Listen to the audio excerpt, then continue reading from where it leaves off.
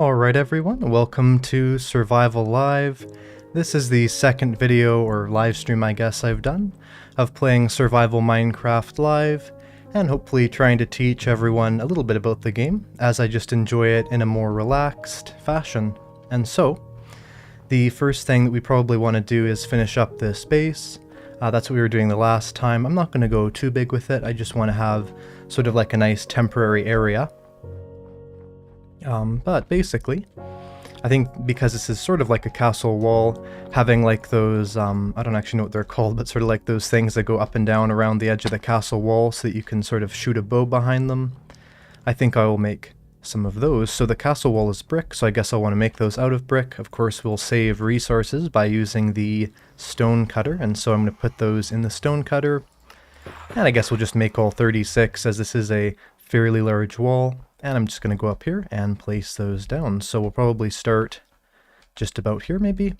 And we'll go every other like this, and that should make a decent looking thing. We can probably put them back to back like this, just on those edges to give it a bit more texture and a bit better of a look to it. And we'll sort of go over these icy bits as well. So something like this, I guess I could go around here. As long as they sort of line up with these pillars, it should look fairly decent. I guess this one doesn't line up. Maybe we could... Let's see what we can do here to make it line up here. Just something like this. I'm not sure if this base will end up being a massive castle in the future, but for now we'll have this sort of castle-like look. Go like that. Looks like this one just does not line up here, so potentially I'll go over here, place this down, and sort of try and maybe align it a little bit differently. Like we could have this like that. Sort of just make a bit of a wider sort of indentation there. So let's go around here like that. And I think that's actually looking pretty good. Looks like we'll go to sleep here though, of course, as nothing is spawn-proofed, and we are in hard mode. At least, yes, we're in hard mode? We are in hard mode, yes. So, we will do that. It's actually funny, because right now it's like this color of the sky and the color of the ice are almost the exact same, but we'll go on the, we'll go sleep here. And, just in terms of everyone new, everyone wanting to know what's going on, these are sort of the resources we have. We've raided an ancient city before. We have gone to the Nether. We have sort of gotten to... I mean, we're still basically early game Minecraft, as we only have a diamond pickaxe and a singular diamond as well. But the idea would be to set up an enchanting area soon, a brewing area, and sort of just progress through the game that way. And oh my goodness, thank you very, very much. Well, actually, I'll wait for the notification to pop up here, but here's an amazing super chat. And here it is, $50. Very, very generous. Someone says, thanks, for everything you're doing and the info you provide us. Well, you're incredibly welcome. I love helping people play Minecraft, and I'm really hoping that on this stream especially, I can focus a bit more on teaching people about the game. Something interesting actually you might notice here is there's this very large cloud, and I'm not sure what how much everyone knows about the cloud textures in Minecraft, but there's basically just this sort of massive image, or this massive texture that just has a sort of 2D white pixels on it. So technically someone could easily take that texture and draw different things on it, and really, really easily have, you know, pickaxes in the clouds or something. I've actually had a friend that did that before, so it's kind of an interesting thing how the clouds, although they appear 3D, are only made 3D off of this 2D flat texture. Alright, so I'm liking the look of this. I guess we have to put those sort of indentations up here as well. We will do that. So this will be a little bit more difficult, just because of course it's, you know, at an angle, but it should still look good as long as we sort of go on both ends like this. Kind of go every other. And that one doesn't look very good. Potentially, actually, if we go like this, because I was doing that before, I sort of go along here. We have one there. Maybe if we go like that, and then we can sort of go like this as well. That might look good. That's somewhat even. I guess we'll have to have one in the middle as well. I'm not sure how good that looks. Probably a bit uneven, but I don't know. I mean, I don't need everything to be perfectly even, just have a good look. Yeah, that's pretty good. I mean, it has this sort of idea of a fortified fortress to it, which is decent. Let's see here. Someone says, what biome? I'm in the frozen peaks, surrounded by a lot of other amazing biomes. Alright, so we now need to make our actual house. Of course, we have these walls. I guess the first step is probably making a floor, putting a floor down. We have quite a few materials. I generally like making floors out of birch slabs, so I'll probably just do that.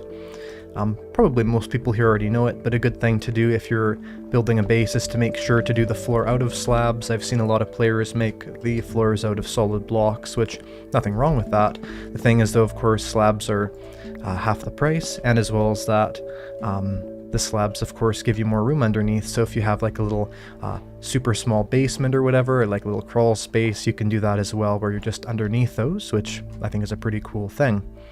So, let's see here. I think what we're going to do is I'm just going to move my bed and all these things for now. We're going to place down some flooring. I guess actually before I place too much down, I should decide the shape it's going to be.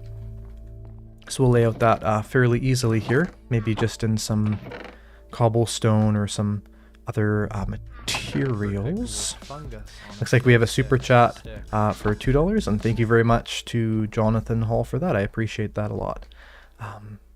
Alright, so let's see, if we start about here, maybe. This doesn't have to be too big, so we don't have to worry too much. I don't actually think the walls will be made out of this, I'm just sort of marking it out with this. We can go to here, and then we can sort of go over to maybe here. We'll have like a bit of a courtyard, and this will just be a really small little starter base because, you know, to make a really, really good base, you sort of want elytra and shulker boxes and farms and all these things, so I don't want to put, you know, too much time into a project that can be a lot better if we wait a little bit, but we'll definitely make a decent starter base, so I'll do that. I guess I'll break these blocks here actually, and at least we don't need Silk Touch to collect the snow. I mean, of course it's dropping as snowballs, but that's a lot better than not dropping at all. So we're gonna go around here and pick those up, and actually something kind of interesting about mining snow. Let me see if I can show this here. I guess we'll have to make some sticks, which we will do right there by using those two types of wood. Also, a little interesting thing, crimson planks are of course not flammable, but if you turn them into sticks, those sticks are flammable, so if you want to, you can still burn things, let's say if you're in the nether, and use those as fuel. Alright, so we're going to make a stone shovel, and something interesting is, if you notice, I cannot instantly mine these with the stone shovel, but I can with the iron shovel, so if you're ever trying to get rid of a lot of snow, and you don't really want to waste, let's say, a ton of resources, maybe early game, it's always good to remember that you can instantly mine those with a tool as weak as the iron shovel, but not the stone shovel. Alright, so we're going to probably start placing down snow around here just so that we have more of a flat surface to work with. It's always nice to do that. And we're going to get these just sort of surrounding our base to have like a courtyard or something like that. And we're going to place these blocks down here as well. And then we'll place down the birch slabs where the floor will sort of be.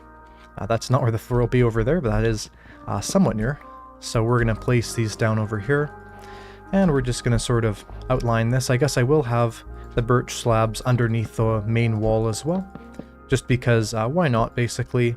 And then also we can have more room for a potential basement in the future. Something like that could be pretty cool, so we'll do that. And someone says, site looks good for an ice castle. An ice castle would be awesome here, and I probably would be building it. I just do not have Silk Touch yet, unfortunately. As you just saw right there, I broke, of course, that ice block, and it turned into water, not ice. But I do want to do some enchanting, hopefully in this stream, and we can see if we can get some Silk Touch, maybe some Fortune. Of course, we don't have many levels, but it's not too few, and so it's not actually impossible to get, let's say, Silk Touch even right now. Here I am placing these slabs incredibly badly. A good trick to do if you're trying to place down a lot of blocks at once, I found anyway, is sort of place them in rows of 4 or so like this. I found this is like the quickest way of placing down a whole lot of blocks at once, and sort of just avoiding just placing one block, going to another place, placing one block, just individually doing things like that. It also reduces the chance of missed places like this, which saves more time. So we'll put these down here, and we will finish surrounding this. So of course now we have these chests in the ground, which is definitely not ideal. But the good news is of course our new chest location will be just up here. I'm not going to move these right away, but I will move them fairly soon. We just have to first decide what this will be made out of. I guess ideally I'd want to make this out of deep slate. The walls of this house, that is. The problem is we do not have much deep slate left, so I think we kind of have two options. The first one is to make it out of something else, and the second one is to go and mine some deep slate. So what I might do is I might have some deep slate in the design and then just have the rest out of that dark oak. Just because, although I'd love to go mine some more deep slate, I just want to get sort of a nice little house built, because this is not necessarily a temporary arrangement, but just something where, you know, there's nothing too pressing about having a large house right now. So I think I'll just place down some pillars here. Something that's always good when making a house is to try and make it as 3D as possible and have as many different dimensions to it. You know, sort of not just a square, but having some different shape and stuff. Unfortunately, in this shape I laid out, it's definitely not going to be anything but square. But still, we'll put in some pillars and things like that. And I guess actually it'd be smart to place them a little bit further out, because then we could place the wall here and sort of have more room for the base. I guess this wall too will go into this ice area. I don't really have any big desire to save all this ice, so we could probably just mine into here later on and maybe have a sort of underground part of our base there. Let's see, this pillar would be going in here as well, so it might just connect both those places. And we'll try and make this a little bit wider. Hopefully this is going to make any sense once it's done, but base building is sort of a trial and error process. Alright, so let's see what we have. We have dark oak planks, we have dark oak logs, not a whole lot of things, but we can go back into the valley that's sort of beneath us, because we're on top of a massive mountain, and get some more of the logs. So we'll place that down like this. And you know, of course, in placing blocks in a wall like this, you want to go 3 down, as that's the most you can do quickly. Someone says Stall is definitely underrated. Stall is definitely a great music disc. I know I've seen some Hermitcraft videos when they're playing that quite a bit. I think it's some of their favorites, but I'll place this down around here. Now there is a decent contrast to the dark oak around here. Of course there's not a lot of detail for now, but we can always add that in later, and we don't really need to have a massively detailed house at this point, although I'm not going to go with some sort of horrible 2012 style wooden shack or anything. So I'm going to go around here, and hopefully we're not going to run out, but I think we are, and of course we are. So we're going to have to make sure we have some nice tools, and then we'll go down there and chop down 1 or 2 trees. So we'll just get rid of all these items we do not need on us. We'll put these in here. Organize our inventory. I guess we don't need the diamond pickaxe on us, but I'll make sure to have this bed here set with the spawn point. As one of the biggest issues, of course, in Minecraft, of survival, of course, not hardcore, is making sure that when you die you can get back to your stuff. And although I don't think I'm going to die, I am on these massive cliffs, and I wouldn't want to risk that. So we're going to make some axes. I think we have basically everything we would need.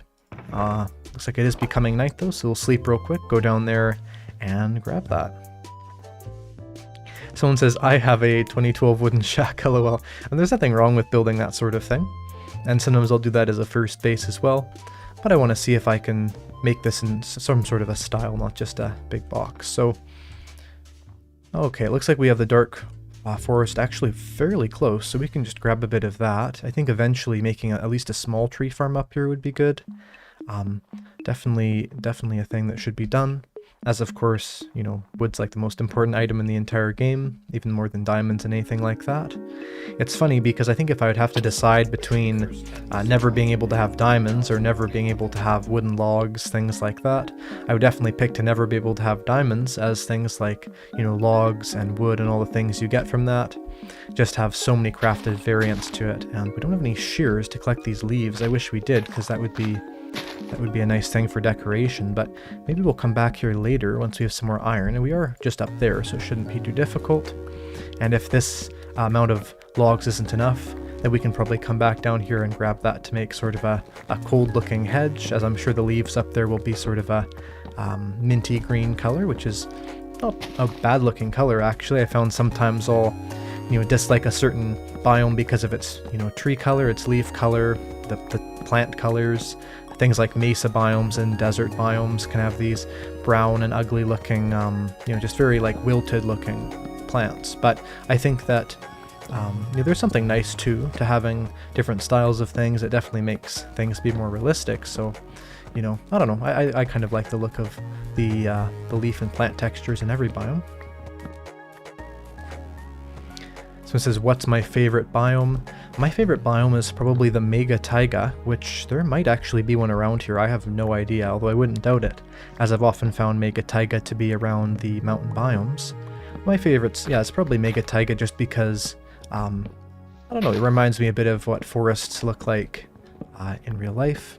And also, I do tend to like the podzol and the mushroom and those giant mossy cobblestone pillars. It's a lot of things like that that are definitely features of real life taigas that I think Minecraft does a good job of portraying, unlike, let's say, the jungle, which, although is a good biome, literally just has, you know, quote-unquote jungle wood, right, which doesn't really mean anything. And so, although it's a nice thing, because jungles are just such a complicated thing in real life, Minecraft just can't really do as good of a job as showing what they are like. Although I do actually like the jungle biome as well. It's probably one of my favorites also. I think it's always fun to try and actually build in there, because of course there's so many trees and so many logs. Someone says, I lost all my netherite to an enderman. To be honest, they're scary. You know, something interesting I've often found is when fighting the ender dragon, if I die when doing it, it's usually because of an enderman. It's not usually because of the ender dragon, which, you know, of course you would assume the ender dragon would be more dangerous and more difficult than the enderman. But I don't actually think that's the case, because an enderman actually targets you, and the ender dragon, although it does somewhat target you at certain stages of the fight, during most of the fight it really isn't. And it's sort of just generally flying around, and so, yeah, endermen can definitely be incredibly deadly. Someone says, wonderful community you've made, thank you for making your videos, helped me a lot, mainly with before I went to the end. Well, I'm really glad that my videos are able to help you, and I want to continue to make videos that help people, but also inspire them to play survival more in the future. Someone says, is this Java or Bedrock? This is Java, and actually sometimes I've seen people watch a video of mine that's on Java, or maybe I'll have a clip that's in Bedrock, and people won't know if something's from Java or Bedrock on my videos and other people's videos. And there's actually some really easy ways of knowing the difference between the two versions, just visually. The first one is like grass items, plant items, things like that. They look a lot different. Now there's none of them around here I can see, which is strange. You'd think there'd be some grass. Here's some. They're a lot smaller in Bedrock. Also, the lighting is a bit sort of not necessarily brighter, but there's a smoothness to it. The water has a very smooth texture. Grass and little things like that also render out, like they stop rendering at a certain distance, whereas in Java you always see them. And so in the distance, grassy fields will sort of look almost like a golf course where it's all mowed grass, but if you get closer, it's not. And of course, any block that emits light doesn't have shadows on it in Bedrock. So you can see here, of course, these have shadows, but even a light-bearing block would have shadows there. However, in Bedrock Edition, there would not be shadows on, let's say, lava, or maybe a soul lantern, or whatever other block, really. So, well, not probably a soul lantern, but a sea lantern.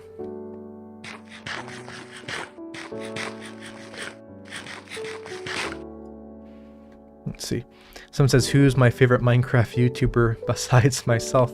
I don't think I'm in any sense my favorite Minecraft YouTuber. I definitely try my best, but I think there's a long way for me to go till I could be, I'm not sure. But anyway, in terms of my favorite YouTuber, legacy Minecraft YouTubers are some of my favorite, and I think I mentioned this in a Q&A a long time ago, but, you know, just the really old creators like, let's say, Stampy Longnose, popular MMOs back in the day. Some of these, you know, sort of 2012 to 2015 era YouTubers are some of my favorites. I'll still often watch back some of those videos, just because I find the game at that time to have been incredibly simple, but also people used a lot of their imagination when playing it, and I just realized something. I mean, I didn't just realize it, but I was reminded of something, which is the fact that because we're up here, we're going to have to deal with snow on our roof, but there are some tricks to have snow not be on our roof, and we will work with those in a bit. But I guess it's sort of Christmas in September here, which is always nice. So I guess what we'll do, it's probably making the compression horrible on the stream, so sorry about that for everyone, but the snow should go away fairly soon. Now that we have all these logs, I can actually add some more detail to the wall, potentially putting in some dark oak logs, which I think could be a great thing. So we're going to go around here and expand this roof to be 5 blocks tall. I don't think any more than 5 blocks tall is necessary, but that much should be good. And maybe we'll have sort of an open castle-like roof and not a sort of a closed triangular roof, just because that's going to add a lot of extra things we have to build. So we'll go around here, and I guess we'll have to grab some more of these. I think we're going 5 blocks tall. In fact, yeah, we would be, because we went 3 blocks before, and then we're going 2 higher than that. So we'll go around here, and we will place some more above, just like this. So we're going to go back in here. Actually, I guess we do want some sort of a roof where we can get snow inside of our house, so I do need to make a roof. We have to go back down though to grab some sand for glass, or some more deep slate or something like that, because we are low on materials. Fairly low. I might turn these into planks, actually, but like that. But let's see here. So I need some more of that deep slate. That'll give us those pillars. And here's a question for everyone. How has your Saturday been so far? Are you enjoying it, relaxing and playing Minecraft? Or have you had to do some work, maybe schoolwork or a job on Saturday? I usually enjoy Saturday quite a bit, but it does of course depend on what I have to do on that day. Alright, let's see. So we have these dark oak logs. We're going to place these in between here, but first we're going to finish off these side pillars. Now this corner here and that corner here can't really have them, but over here they can. So we're going to place that down just to make it a bit more 3D, I think. Maybe connect it up a bit more, but we also want to make sure this one is tall enough. So we'll place these down, and I think we can probably make sort of a structure out of this actually if we take all the deep slate we have, which is not much left, but everything we do have left. Maybe I made too many walls earlier, and we can try and sort of start off what would be like a bit of a wall framing. Let's see here. Where did I put my stone cutter? Might be in my inventory still. Actually, no, I think I put it away when I was doing the tree mining. Well, either way, it doesn't matter because we'll just be crafting slabs. So we'll place those down. We could do the deep slate tile slabs or the polished. I'll make some polished and I'll make some tile. I think we can use that to decorate the roof a bit, just to make it, you know, blend in a little bit more with the sort of just dark oak square we've made. Someone says, is it better to zombify villagers first and give them jobs, or the other way around? It mostly depends on what job you're going for. So let's say that you're going for like a farmer villager, something where they're going to have similar trades and you're going to know what trade you want from them from the get-go. Let's say, you know, you want to be trading pumpkins and melons for emeralds. They're basically always going to have that trade, so it doesn't really matter too much. But with certain other things, like let's say maybe well, it could be a librarian, but of course you always see the first trade on that as well. But a good example would be, let's say, an armorer or a toolsmith, one of these things where they're great trades. Although they're going to have them, you're not going to be able to see, let's say, if they have a really good enchantments on those diamond tools until after they've been zombified at least once. And so with something like that, you could always trade with them first. The only risk of that though is that then, because the zombification process always has a little bit of risk in it, not that the villager would necessarily die to the zombie, as it wouldn't if you're in hard mode, but just the fact that you do have the potential for that zombie villager to die somehow. So it's always good to be careful if you have a really, really good villager. And that's why I tend to personally to go with unemployed villagers first. Although there is the added benefit of once a villager has a job and you've traded with them at least once, then you do not have to worry about them despawning, because they will not despawn if you've traded with them. It looks like the snow has stopped finally, and that's because we've slept. Every time you sleep in Minecraft, that will always make the rain stop, whether it's a thunderstorm or anything else. Of course, you can sleep during thunderstorms, but you can also sleep during the not during the rain, but you can sleep during the rain, but not, you know, at any time of day, of course, if it's night as well, and that will always make the rain go away. So, funny enough, oftentimes you'll see thunderstorms and rain more often on multiplayer servers, and the reason for that's really simple.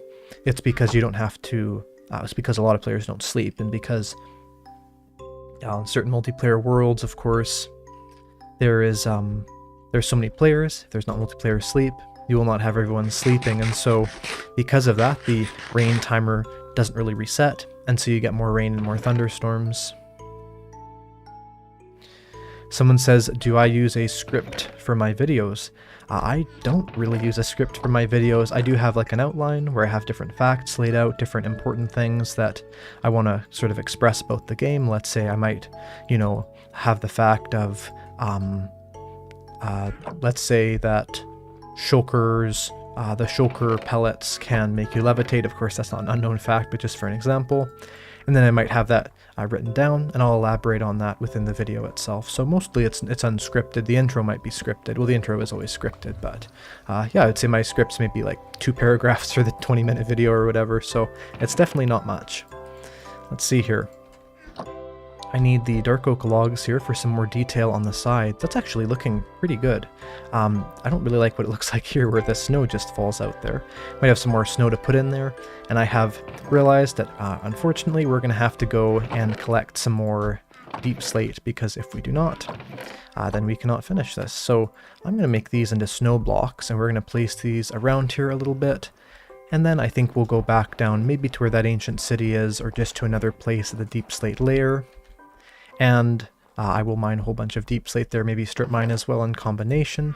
Of course, strip mining isn't the funnest thing, and neither is gathering deep slate, but it has to be done. And of course, the thing about Minecraft is that there's a mix of resource gathering activities and building activities, and as a live stream and not a let's play, I would have to show both of those. So there's no mining off camera or whatever, which is of course the joke that unfortunately some YouTubers will cheat in their worlds, which is not good. Let's take a look here. So we have these logs. I could place these as the detailing, but I may as well get that deep slate first, and we can sort of concentrate the building. So let's see. Every time I do this, I usually forget something. So we're going to make sure to grab our bed. We're going to make sure to grab some extra materials. Maybe a furnace to smelt things with. I don't really think we're going to need it, but we may as well. But we're going to go mining here. And let's take a look here, what else we need. So someone says, have I ever mined off camera?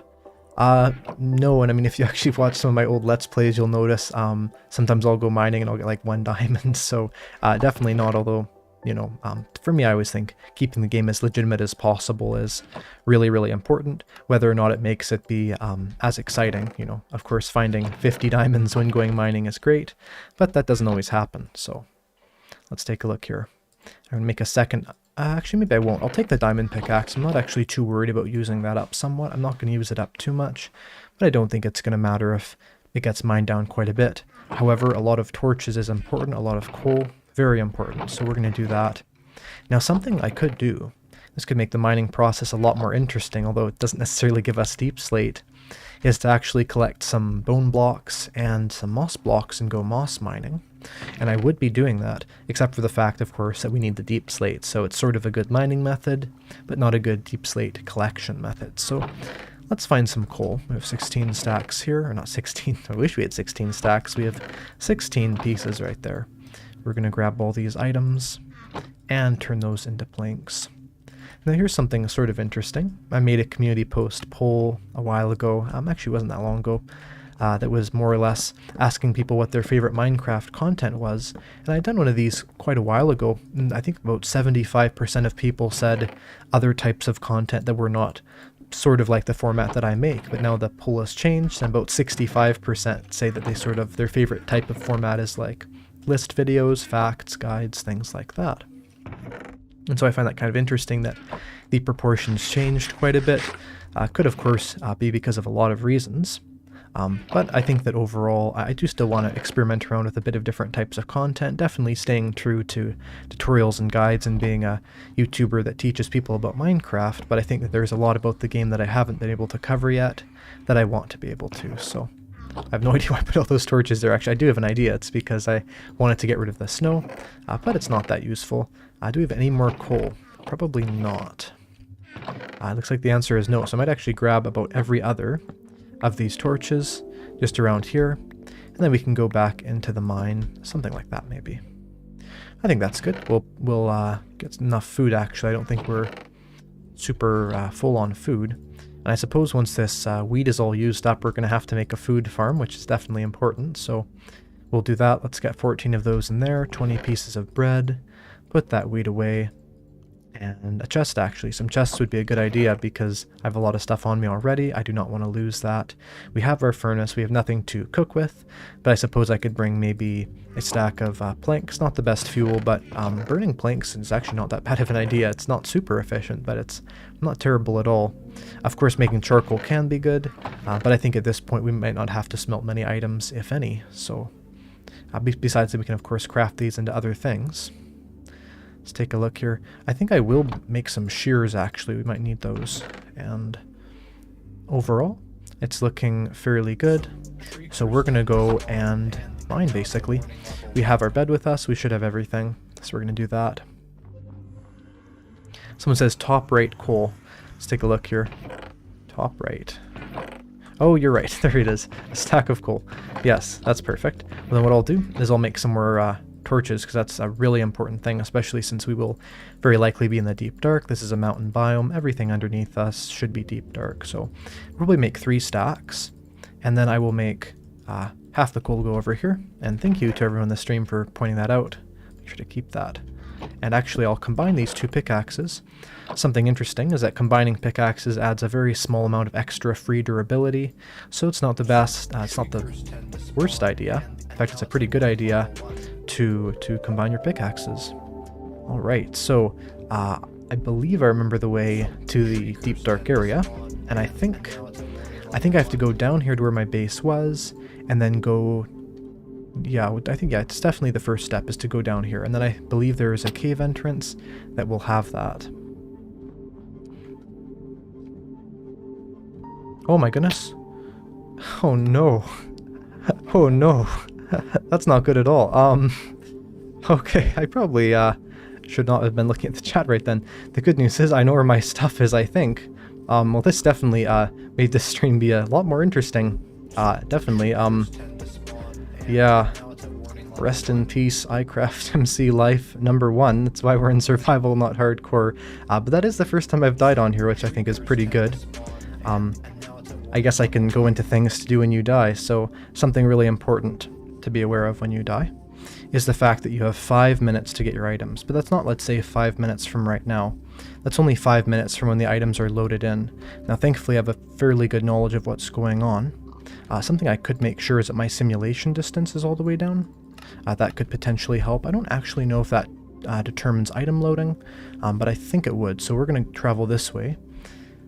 We should be pretty good overall. The only other item that does not despawn in 5 minutes is the Nether Star, which never despawns in Bedrock, and in Java it despawns in 10 minutes. So we're definitely not going to have those items be loaded in for very long. They're in a fairly easy to see place, but that's definitely the perils of living in a cliffside area. And of course, if I had have seen that I was falling off earlier, I could have probably saved myself. And I actually remembered right now, I'm not sure if I had a water bucket on me, so that would be important if we're going mining. Thankfully, we're actually not that far, so we should be able to come back and get our items fairly easily. Now, something you can do if you find that you're dying a lot in your Minecraft worlds, and, you know, like I did right there, let's say you return to the spawn point, is you could have a chest next to the spawn point that has, let's say, some stone tools in it, maybe some iron tools, some food. There's some general materials if you're later game, of course, or late game. You could have an elytra, some fireworks, so you can always get back to your items as quickly as possible. As of course, right then, although I did have that diamond pickaxe and some of my best items, they're not actually that good of items, and so it's always important that if you think you're going to die, to have the necessary materials to get that back.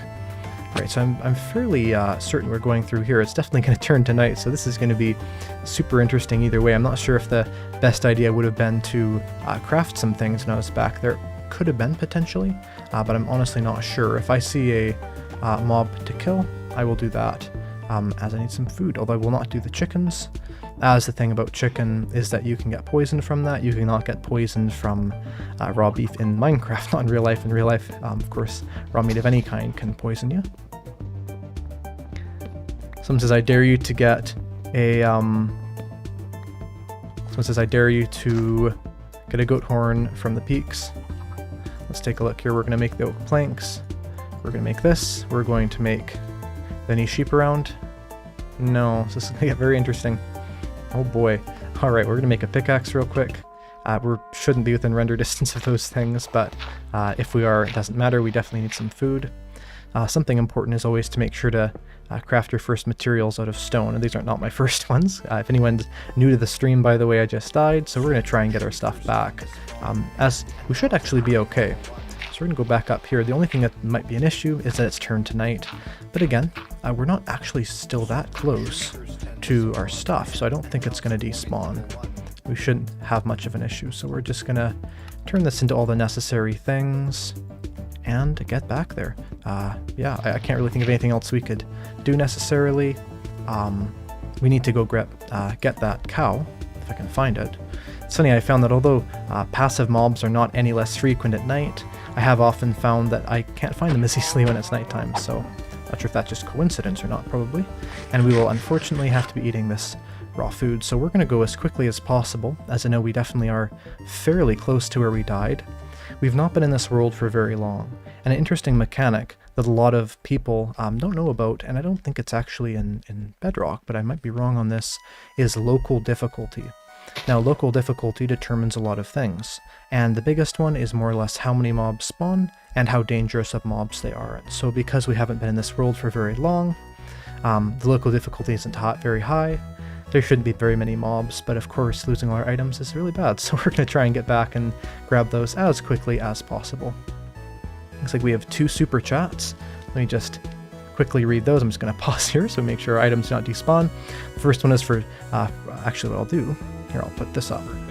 Put my social medias up while we're waiting. If anyone wants to follow me on there, join the Discord, any of those things, I'd be love to have links put up there. We're paused right now, so our items should not despawn. We have 2 super chats here. The first one is from Colin Pike, and it says, "Love the content, bud," for $10. Thank you so much. The next one is also for $10 right after it. It says, "Your vids helped me so much to get started in Minecraft," and thank you very much for that as well. So I'm just going to go back to Minecraft. Let's make sure that that's shown up correctly. It has. So we're now going to go back here, and we are going to get our items back. So this guide is hopefully, well, not guide, but this live stream is hopefully not going to be titled what not to do in Minecraft, but we're actually not doing too badly. And I just believe that as long as we're not loading in those items, we should be good. Oh, I just found the powder snow, of course. And there is a skeleton eye here. So this is actually, okay, this is not good at all. Now I definitely do not want to die right here, and I shouldn't have to. It's fairly easy. We're pretty high up now. Okay, I know where this is. We're actually really close to our base, so we probably do have about 5 minutes now, which is definitely not a good thing. But I'm glad I got that food. There could be a lot of things up here. I'm not too worried though, so we're just going to go around here. Our base should be up here, and our items should be close by. I guess, oh goodness, that's not good. Goodness, that's not good. Okay, there's 2 skeletons, which is definitely not ideal. We might die here, I'm not sure. Which would be unfortunate, as of course, I don't want to lose all those items. Again, it wasn't a massive amount of items. I hear a witch there, that's not good.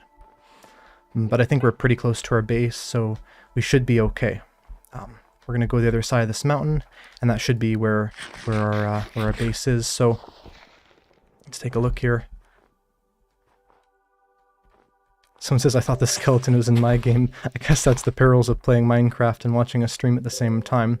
We might have just enough food value to get our items back, and of course we have this very calming, peaceful song as we rush frantically for our items. That's sort of just how Minecraft is. Right, there's the mountain, and there's our house. We can see it, so we're very close. They're definitely loaded in now. So we now have about a 5-minute timer, which is okay. We're really close to dying. We have about a 5-minute timer though. I'm going to keep running. I'm definitely going to stop by my base. Whether or not it makes the items despawn, it doesn't really matter. And oh, our base is up there. Okay, I can see it. It's in that cave. Okay, so we can think about this for just a second. We have to get into that cave. We have 1 heart. We have no food. We have... I can't actually see any mobs down there. We have to go all the way down, all the way up. So we have exactly 5 minutes from this point. So we're going to see what we can do. Firstly, just going to quickly read this super chat. And it says, "Thank you so much for your content. It helped me get back into Minecraft and rediscover a lot of old friendships. Love and support from India. All the best for the future." Well, thank you so much. I really appreciate that. And I definitely need all the best for the future of this world because we want to get those items back. We're actually not that close to them. So the timer probably hasn't started yet. So the idea is just to not die. I really don't see any mobs down there, so I'm not too worried. We just have to be quick. But I think there's a good entrance to that cave, so we're just going to be really careful. Really, really careful down here. At least we're not at half a heart. There's always some sort of plus side to these. Make sure to keep my my weapon handy. And there is some iron there. I guess we could bother mining that, but I think at this point, even if we died here, although it would be inconvenient, it would be probably better than if we had those items despawn. So let's go over here. Wish I could pick up that water. I guess I could have if I got some iron, but we'll be careful. This water is going to help us a lot, I think. Going down here, very good. The local difficulty on this world is still low. As you can see here, we don't have any really any hostile mobs that have spawned, although they could, of course, because we're not in normal, or we're not in peaceful. Okay, that was like every jump is a dangerous jump here. We're gonna go up the mountain. We're gonna grab those items. We're gonna rescue them. Definitely, we have our timer going. But we're gonna do this. So we're gonna go up here. And of course, always important to be confident. I'm gonna definitely kill that chicken, whether it poisons me or not. It's gonna be very necessary. Give us just a little minute. And let's see what we can do. Another super chat, lots of super chats this stream. Someone said, hello, fellow Minecrafter. Watch out for that powder snow. Yes, I will watch out for the powder snow. Well, I don't actually believe we're going to run into it, and I hear a spider. 100% be the death of us. The trick is just to keep on moving. And go, go, go. If we can even pick up these items, that's better than anything else. Of course, we've been sort of consuming that timer. So it's more or less a race to the end here. This is definitely a lot of stakes. Alright, I think that's the entrance to that dripstone right up there. That should be it. There is a zombie. I really hope this is the entrance. And it looks like it is. Almost guaranteed. Hopefully it doesn't go down too far. And I cannot see any items, but I did land on a block and I didn't die. So we're going to have to be really careful here.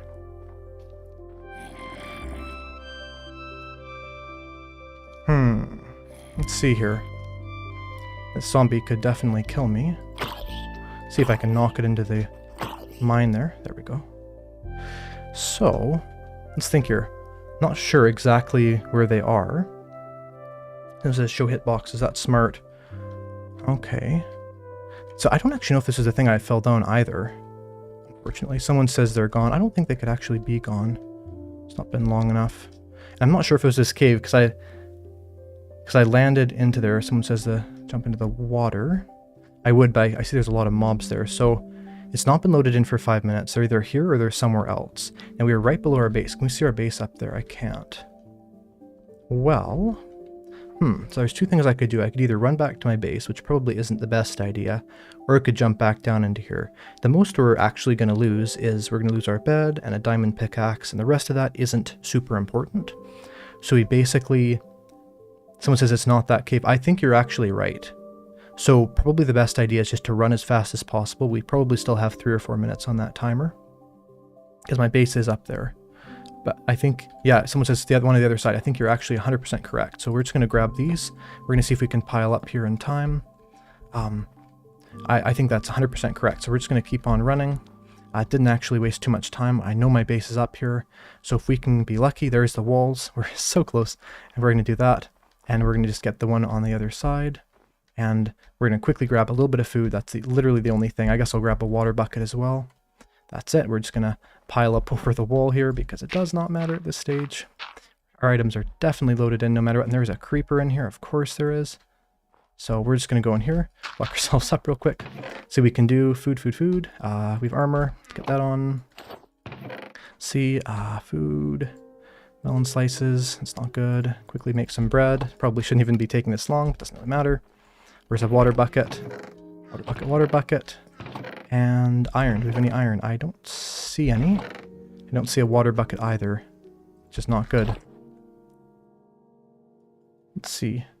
Someone says you had wool in the chest. Oh, to make a bed. Right. Let's see, wool. I don't see any. Okay, I think actually the best idea is to use the boat method. So I'm just going to do that. So let's... I need some building blocks. Something... Shouldn't be picky with this. Okay, there we go. Alright, it was on the other side, someone said, which is true. So we need to... Yeah, because I went down here. So it's right there. There it is. Okay, there's the boat. Get in a boat. Get in there. Go off the edge. This very well may kill us either way. And there's our items. I got some of them. They should all be scattered around here. Let's hope we get the diamond pickaxe. That was quite a save. I just hope we can get them all in time because they're sort of all spread around. Our health is regenerating, so we're pretty good. Oh, there they are. There they are. Okay, this is good. Oh, they hear a creeper, which is incredibly not good. So, okay, that's fallen down. That's perfect. Oh my goodness, there's our stuff. Enchanted leggings. Do we have the diamond pickaxe? We do. I see some more items down there, so we're going to jump into the pool of water. Again, all this stuff very risky. I think if we had to land it on a dripstone, we might have died just because it was sticking out a bit. Some of these are. Depends on the one. I think the biggest and most important thing is to get our spawn point set, so if we die again, it's not a disaster again. So we're going to do that, but hey, there you go. So that's how you save your items in Minecraft. Remain calm, use boats to not die. If you're in bedrock, I could have used a water bucket, although I did not have one. And look, there's the sky. So we saved our items. I hope they're all here. Let's take a little inventory check. The most important things is the bread and the pickaxe and all that. So it says how you can get back up. I actually don't need to. I was trying to get down here anyway. So that was a bit of a unnecessary, what's the word for it? Delay. But we can get back down here and go back to mining. It's sort of funny because although of course the most important thing in that scenario is to get our items back, absolutely.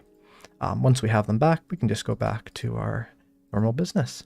And a 5 pound, I don't remember how much a pound is, but I think that's pretty good. 5 pounds from Limited, and it says, want to support my favorite YouTuber. Well, thank you so much to Limited. Limited's a really great member of our community, so shout out to Limited.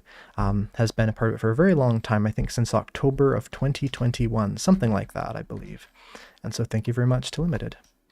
Let's take a look here. Someone says spawn point. Yes, I will do that. I don't have 2 beds.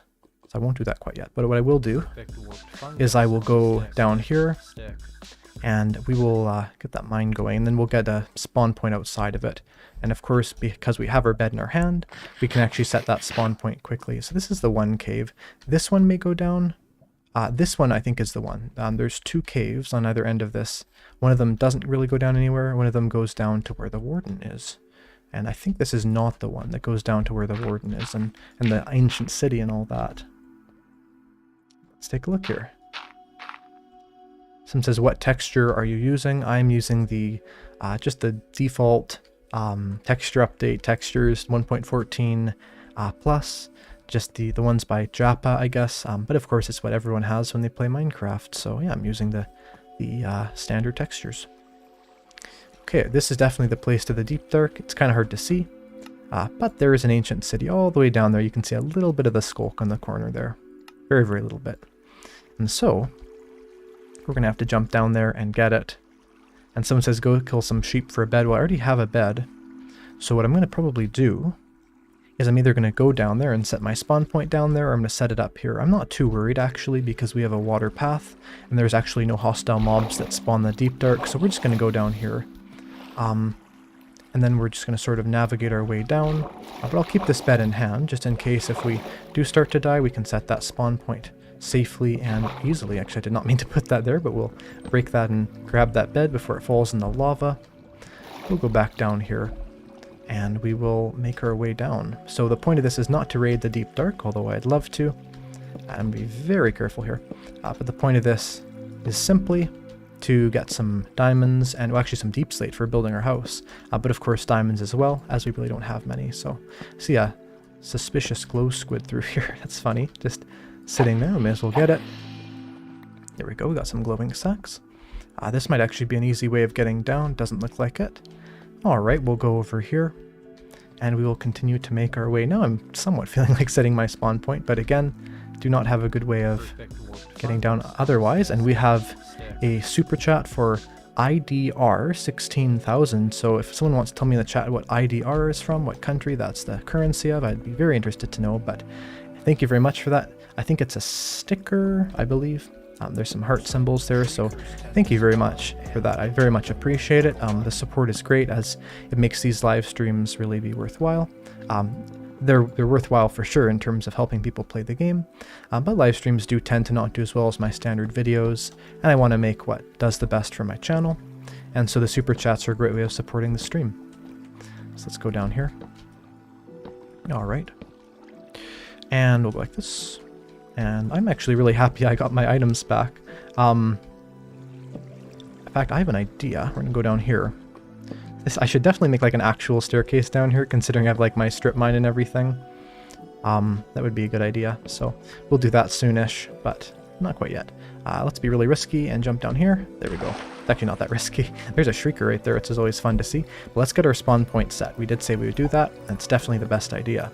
So we're gonna get that spawn point set. It's a very good thing. Someone says that it is an Indonesian rupiah. Interesting. Very cool. Well, that's awesome to have fans from Indonesia and all around the world. So, okay, there is an entrance to a strip mine here. I'm not exactly sure where it is again, but I know that it's on a somewhat safe path in terms of shriekers. It's funny because we have that, our subscription notification there is with the shrieker thing. Let's take a look around here. Oh, I think it might be this way. We can start a new strip mine either way, it doesn't really matter.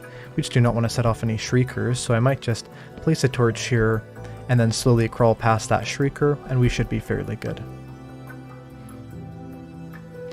Someone says, do you think the elytra takes away from the game?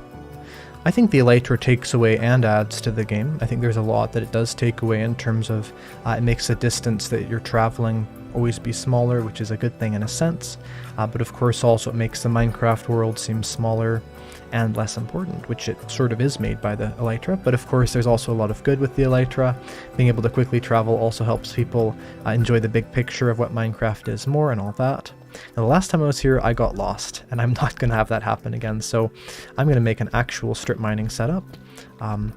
I found the best way of strip mining is to make tunnels that are 5 blocks apart, then later on if I want, do the ones that are 2 blocks apart, not because the 2 block apart tunnels are bad in any way, but just because there's a slightly larger chance of getting diamonds and other materials, and I mean, in our case it doesn't really matter, we're just going for deep slate, but generally, then if you're a little bit further apart at first, you have your original mining be a bit more efficient. And someone says, do you have a server to play on, and what's the IP? I do have a server to play on. I have it through my Discord server. In fact, I'll just throw this up right now. If anyone wants to join my Discord server, there's a link in the description. There should be a link in the chat from the moderators. And also be sure to follow me on Twitter, follow me on Twitch, and join the Eyecraftmc Reddit, and even maybe subscribe to my second channel. I always love doing these callouts because I'll check after the stream and there's a lot of new people. And feel free to even join the Discord server, say hello. I'm fairly active on that and I really appreciate it. So let's go back to Minecraft, make sure that came back up because I always want to be careful. And yes, we have another super chat for 35,000 IDR, and it says another fan from Indonesia, I guess. Well, I would assume if you're using IDR, you're from Indonesia. Well, thank you very, very much for that. Looks like we've ran into a cross tunnel. Very interesting. We're going to go back this way, and we're going to mine that. I want to talk for a little minute as I'm strip mining about the situation there where I nearly died, because I think it's a really important thing to talk about. A lot of people were saying in the comments, or the chat anyway, how calm I was being. And although it can be difficult to be calm when a situation happens like that, and of course I'm usually always calm, it's really important to think about things logically and to really give yourself time to just pause the game, think about what's going on, and continue from there. And the big reason for that is that if you're stressed out and you're really worried about this, even though it is of course important, and maybe if I had full netherite armor, these kinds of things, you know, potentially up to 100 hours on the line, maybe if you had your dragon egg on you, something like that, where there's a lot of risk, still the best thing is to always be as calm as possible, and just to think through the entire situation, because then there's no real point stressing about something. And depending on how you like to play the game, I know some people don't mind doing this, it depends on your specific playstyle, but if you're a player that likes to back up their Minecraft world, something you can always do after you die is back up your Minecraft world, and then what you can do is you can try and find your stuff. If you don't get there in time, then you can at least find out where they were, then you can go to the backup and you can reload from right after you died, and then you can try and find your stuff again. Although of course not all players like doing that, and if you're a player that considers backups cheating, then that wouldn't be an option. The recovery compass is a great item, but of course the problem with that is that you don't always have a recovery compass. As I was saying earlier, if you do die, it's always important to have a chest near the spawn point where you can sort of have all your different all your different sort of like I died so there's an issue chest items, and so because of that, having a recovery compass in there as of 1.19 is probably the most important item, as well as food, as if you're running and jumping a lot. As you saw there, I nearly died. I was at 1 heart. There was many close calls there. It reminds me a bit of our nether journey. There's a lot of situations there where I could have died just because I could not regenerate my health effectively. Someone says, I'm so happy you're streaming. Your videos are so insanely helpful and... Sorry, excuse me here. And your voice is so lovely to listen to while I'm mining and crafting myself. Yay, well, you're welcome. And there's also going to be a stream replay for all these things, a VOD and all that. So I hope that everyone enjoys that as well. Let's take a look here. We have lapis. That's pretty good. But it looks like I'm not picking up these items, so we're just going to keep mining this way for a minute. Again, we have that 5-minute item timer, so not a big issue to deal with. And we're going to go do that. And let's just take a look. We'll make some chests near the beginning of this strip mine. I think eventually we could probably try, just by connecting up the coordinates, make an entrance from our base to this strip mine, maybe make a bubble elevator. Those kinds of things aren't that difficult, so I think that doing that could be a great idea. Someone says, do I have 2 monitors? I do have 2 monitors. I actually have 3 monitors, but the third monitor is not connected up because of a port issue where my computer's port. It's an older monitor, so it doesn't have the right type of ports, and I should be reaching a wall pretty soon here, so I might actually be going the wrong way. I'm probably just going to go back here either way and put some chests down at the entrance. So here's these strip mining tunnels. I guess the entrance of the mine is here, so we're going to put some chests in a little area here before we lose those items. Let's make this right here. And of course, if you don't want to mine out an area with room to open up your chests, you could always put barrels down. I could have put barrels down here, but I'd craft a chest, so we will be using chests. Someone says, do not forget to pick up the lapis, and I definitely will not, as of course we're going to want to be doing some enchanting later, and lapis is also a item that is not the easiest to get, as the only alternative method to mining it is getting it from villagers, and that trade isn't a very efficient one. Let's see here, we're going to put away some of these items. We don't need these stone tools for now. I guess a lot of this is our sort of things I grabbed randomly trying to live, as we didn't go back to our base after I died. And we have a super chat that says, love the vids, keep up the good work. Also, how did you come up with your name? Well, I have answered this before, but I may as well answer it again, as it's sort of interesting. Eyecraftmc, the idea behind that is that, of course, my character... you know, has an eye. I guess I should turn off hitboxes actually.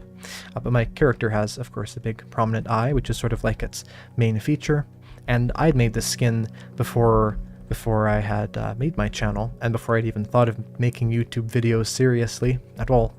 And so it was on a different Minecraft account of mine. I bought my Eyecraftmc account later. That's actually why I don't have the Legacy cape, I think it's called, or the Migrator's cape. That's what it's called, because I got it after that. But yeah, and then basically what happened is I decided that, you know, it's about Minecraft. I saw a lot of channels that had the word craft in their name if it was about Minecraft. So I thought, well, I'll do iCraft. I looked up iCraft and it was taken. I was like, well, it's not taken. Well, I've also seen a lot of Minecraft creators with MC at the end of their name, so I'll just call it Eyecraftmc. And even though that's sort of like a shortened version of iCraft Minecraft, which, you know, definitely doesn't sound the best, I think it has a nice ring to it, Eyecraftmc. It's not too long of a name, it's 10 characters, and although maybe if I was going to remake it, I would try and come up with something a little bit shorter, I think overall it's pretty good. And someone says your skin is amazing, you should make skin packs for Bedrock. Well, I did invent this skin. I've made a couple other skins as well that are just on other accounts and things, but yeah, I do like making skins in Minecraft. This was actually the first Minecraft skin I'd ever made, this one right here, so you can sort of see, I don't know, it's supposed to be like my character, there's sort of that, but let's grab that redstone, and I'm not sure how many blocks we have in terms of the deep slate. It's funny, because we'll be strip mining for a long time, and there won't actually be that much deep slate we've collected, so I guess probably just because of the mining speed of the deep slate. So we'll put that in there, and let's put this in here. Alright, and we have a super sticker from Zuno, I think, and that's for 100, and I think that is rupees. Thank you very much for that either way, and I appreciate all the super chats and all the support, because that's really, really, a vital part of streams. So let's take a look here. We're gonna go back this way because I believe we'd mined right through. In fact, we did, because I don't have a end section. Yes, you can see right there I was mining far too in this distance. Someone says, I saw a creeper in your mine. That's worrying. I'll take a look for that right now. So let's see. I'm not sure if there's a creeper here or not, but I'll keep my eye out for it. Perfect. My only eye. Anyway, I'm talking about my skin. Let's keep going this way and try and get some more diamonds. Oh my goodness. Try and get some more diamonds. There we go. There's our diamonds. That's perfect, right? It's always funny that the timing's like that. I suppose I was talking about diamonds for a while. And if I remember correctly, the last time I found diamonds in this strip mine, in fact I think the only time I found diamonds in this strip mine, it was also only 2. So that's kind of funny. We have another super chat that says, do you know how to fix nether portal to match where you built it in the overworld? Yes. You just need to use a little bit of math. It's not too difficult. Whatever the coordinates are in the nether, you want to multiply those by 9 for the coordinates in the overworld. So let's say that you're at the coordinate 1, 1 for x and z. In the nether, that would be 8, 8 in the overworld. And of course, you know, let's say 100, 100 in the overworld would be, well, actually 100, 100 in the nether would be 800, 800 in the overworld.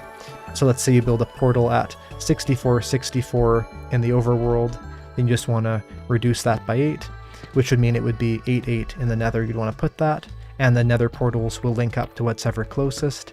So if it's linked to the wrong portal, break that portal, light one at the correct coordinates. Of course, the bottom part of the nether portal has 2 blocks that it comprises of, and so you do want to be aware of that, but it doesn't actually matter which one of the 2 blocks the portal is on. So let's say, you know, this is 8, 8 and this is 8, 9. That's still fine. We have another super chat, look at this, and it is from Capella for £2, and it says, what levels are you mining at? Perfect question, and that is because we are at level -58. So there's a lot of different opinions on where you should mine, but I always say -57, -58, because although some players like to mine at the very lowest level, the problem is, if I'm mining down here, I'm seeing that bedrock. And every single time I see bedrock, that's an area where there could have been diamonds, in the sense that bedrock will interrupt the diamond generation, the ore generation, but also you're never going to see a bedrock ore. And so when you're mining down here like this, you want to have as many applicable blocks as possible. And by not having those blocks that could have the ores, that's why you don't want to be mining at -59. But still, there are more materials the lower down you are. And so because of that, I've heard some players say -54 or even -50. But it's always best, even though diamonds do generate technically from 16 all the way down to -64, -58, -57, these are the levels you're going to find the most diamonds, with the least of them interrupted by bedrock. Although -57 actually has even less interrupted, although there's also a very slight reduction in how many generate. Someone says, hi, just joined the stream. Well, thank you to everyone who's joining the stream now. If you want to know, I'm strip mining. I know it's a little bit boring, maybe not be the most boring, but nothing crazy. What we're going to do is we're going to try and find as much deep slate as possible, because we're working on our base. And it looks like, let me take a look here. We have 650 concurrent viewers, so thank you so much to all those people who are watching the stream right now. I really appreciate that. And we've been kind of averaging almost 700 viewers. The last stream, this one maybe 600, which is still really awesome. So hopefully you're all enjoying that. I know a lot of people are busy right now in terms of school, but it's still nice to have people stop by on the Saturday. So 2 more diamonds. Again, I don't know what's up with these veins that only have 2 diamonds in them. Very, very strange there, but either way, we'll mine around here. And my whole hope and my goal is to stream every single Saturday at 9 a.m. PST, 12 noon EST, and of course, wherever else you are, you can do the conversion for that. And of course, I don't always be doing this survival series. I mean, I might do it for a long time, but I mean, not every stream might be this. I might try out some other things, see what people enjoy the most, and just sort of go from there, try and cover a lot of different parts of the game. Potentially, at some point, I could turn a different stream into maybe a series as well, so... Someone says, how are you? And I'm doing very good. Just mining through here. Been working on a lot of awesome videos this week. I'm excited for everyone to be able to see them. Lots of good stuff for all of September. And I'm hoping to just continue to improve my content quality in the future and just make better and better videos.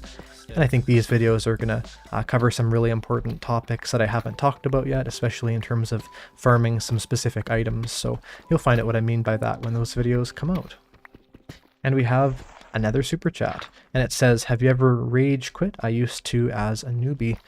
I've rage quit before a couple times. I've had worlds before where just because of incredibly bad luck, let's say I die, all my items are there, I've gone back down, grabbed them, and killed, gone back down there, grabbed them, and killed, you know, just sort of like the eternal death loop, and that can be very frustrating. And I found if I lose all the items that I died and they're all on the ground there and I lose them, sometimes I'll rage quit, but I found it is rare because generally I just want to sort of correct the situation that's happened. But I have had times rarely that I will be really frustrated with Minecraft and I'll just stop playing it for a bit because, of course, certain things in the game, although this is a very relaxing and calm game generally, certain things can be a little bit stressful to them.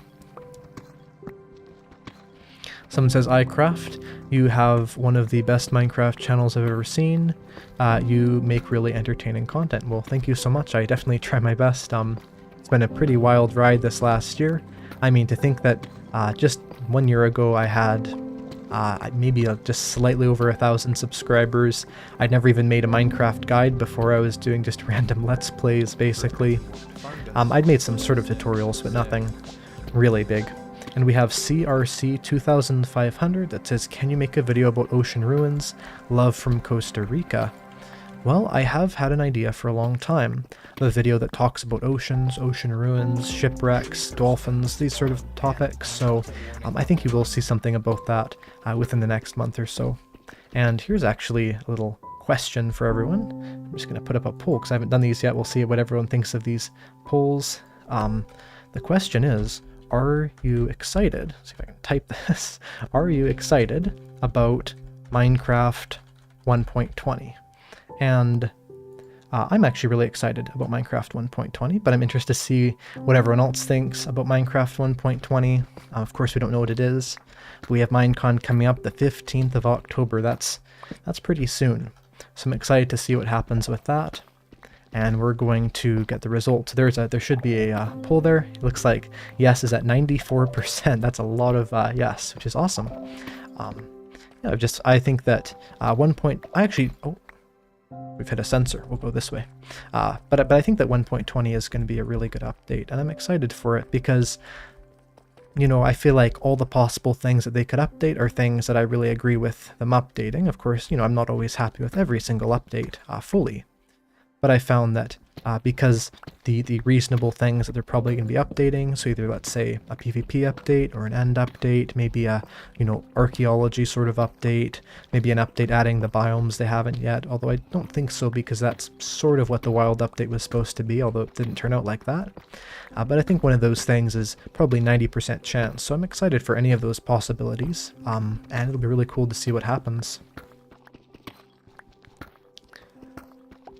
Says, what modifications are you using right now? Are you using Optifine or any optimization mod? And also thank you for your awesome videos. Well, the only thing I have on right now is it's not Optifine, but Iris and Sodium. I've actually had some issues with Iris and Sodium, but I just have it on right now because that's what's installed. I have nothing against Optifine in any way, and I might start using it at some point in the future here.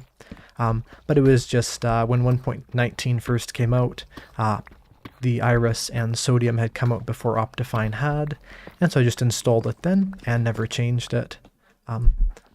Just bumped my microphone there. Anyway, let's keep going here. I think, let's see here, we have quite a bit of cobbled deep slate. I want to keep going for a bit though. It looks like we're going to keep going through here a bit and see what happens, of course. Let's see here. Someone says, I'm not going to hold my breath anymore with Mojang or Microsoft. Seems like they put in minimal effort into most updates, although it would be nice if they fully implemented magic. Well, I think the thing about Mojang and Microsoft is that because Minecraft is such a popular game, they do have to be very careful with what they add in. You know, of course, a lot of people will say, oh, well, you know, modders make updates faster than Mojang does, and that is true. But I think that there's sort of this behind-the-scenes part of it we don't see, where they're very likely taking every feature, and they're really trying to pair it with every other part of the game, see, is this compatible, does this work? So I think although, of course, it can be disappointing when updates take a long time, they don't have everything we want. I also do respect the fact that they also have to make sure to keep, you know, I believe if you count the people who play Minecraft in the Minecraft China edition, probably over 600 million people. I mean, that's like a tenth of the world, right? That's a lot of people to keep happy, so certainly very important to well consider features. And we have a super chat that says, love the videos, how did you start your page? I'm guessing you mean my YouTube channel. Well, I started it July 22nd, I believe, of 2020. That was more or less because I was just sort of playing Minecraft a bunch, and I thought, you know, I seem to just be sort of enjoying this game. I like watching YouTube videos of it. Let's try making some videos on it. I just did some low quality screen capture with OBS, had my microphone not set up at all, so it did not sound very good. But I just kept going. I sort of stopped for a bit because of some different things, and then around October I started up again of 2020. And I dedicated to making 1 video a week, and then in November I dedicated to 3 videos a week, and then eventually I went to 6 videos a week in January of 2021, and I just went from there, and then I went back down to 3 videos a week in December, just because, you know, quality over quantity, more or less. And at this point I'm pretty happy with 3 videos a week. May eventually go down to 2 in a live stream, but I'm really not sure, so I think that I'm going to try and post as much as I potentially can.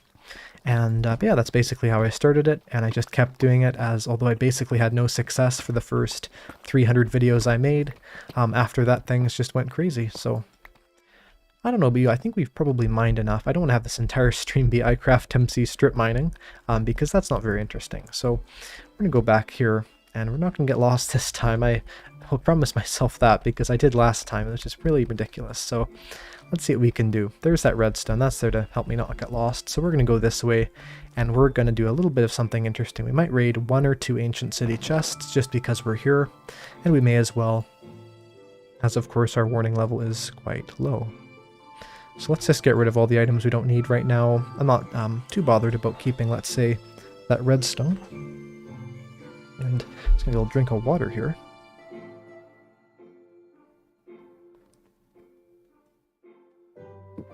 Someone says, how do you record and edit? Well, I just said earlier, but I'll say it again.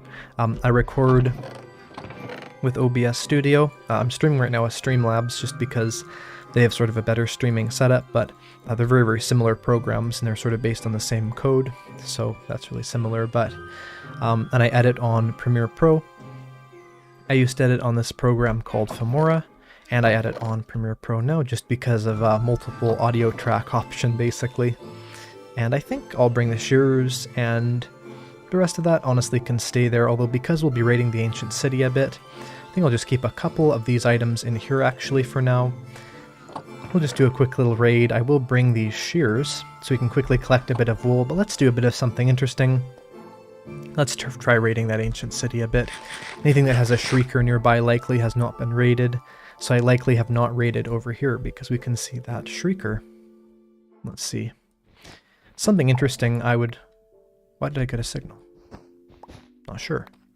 Anyway, something I would be very interested in hearing from everyone in the chat there is, what is your favorite video of mine that I've ever made? You know, is it my 1.19 mining guide? Is it my netherite guide? Is it a farming guide? Whatever it is, if there's, you know, your favorite video of mine, what would that be? Just because I always want to make videos that people find the most interesting.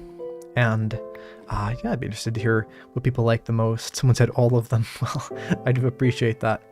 So we have rated this. This is such an interesting thing, these ancient cities. Let me just change the music here, something spooky and ancient city-like. This isn't that ancient city-like, but I guess it's good enough. We have the shears this time in the last stream. Some people were saying I forgot to use shears, which I did. So we're going to use shears this time, get that wool quickly, and efficiently, and it's so nice that we have wool that generates here. As of course, if we didn't, well, it wouldn't work very well, so we're going to mine this. It definitely make it a lot harder as well. Someone says mob fact videos, survival tips. Someone says, will I beat the game in this stream? Unlikely, but we'll see what happens, I suppose. I definitely am going for that eventually. But, you know, it's sort of, if I'm not going for a massive speed run, but just this kind of standard method of playing through the game, eventually beating it, it's not a super quick process. So we're just going to go through that at the normal speed so I can show every step of the process along the way. And we set off a Shrieker, of course, so we're now warning level 1, which means we can unfortunately not have as many times we can mess up. So we'll just get one chest then. It's so dark.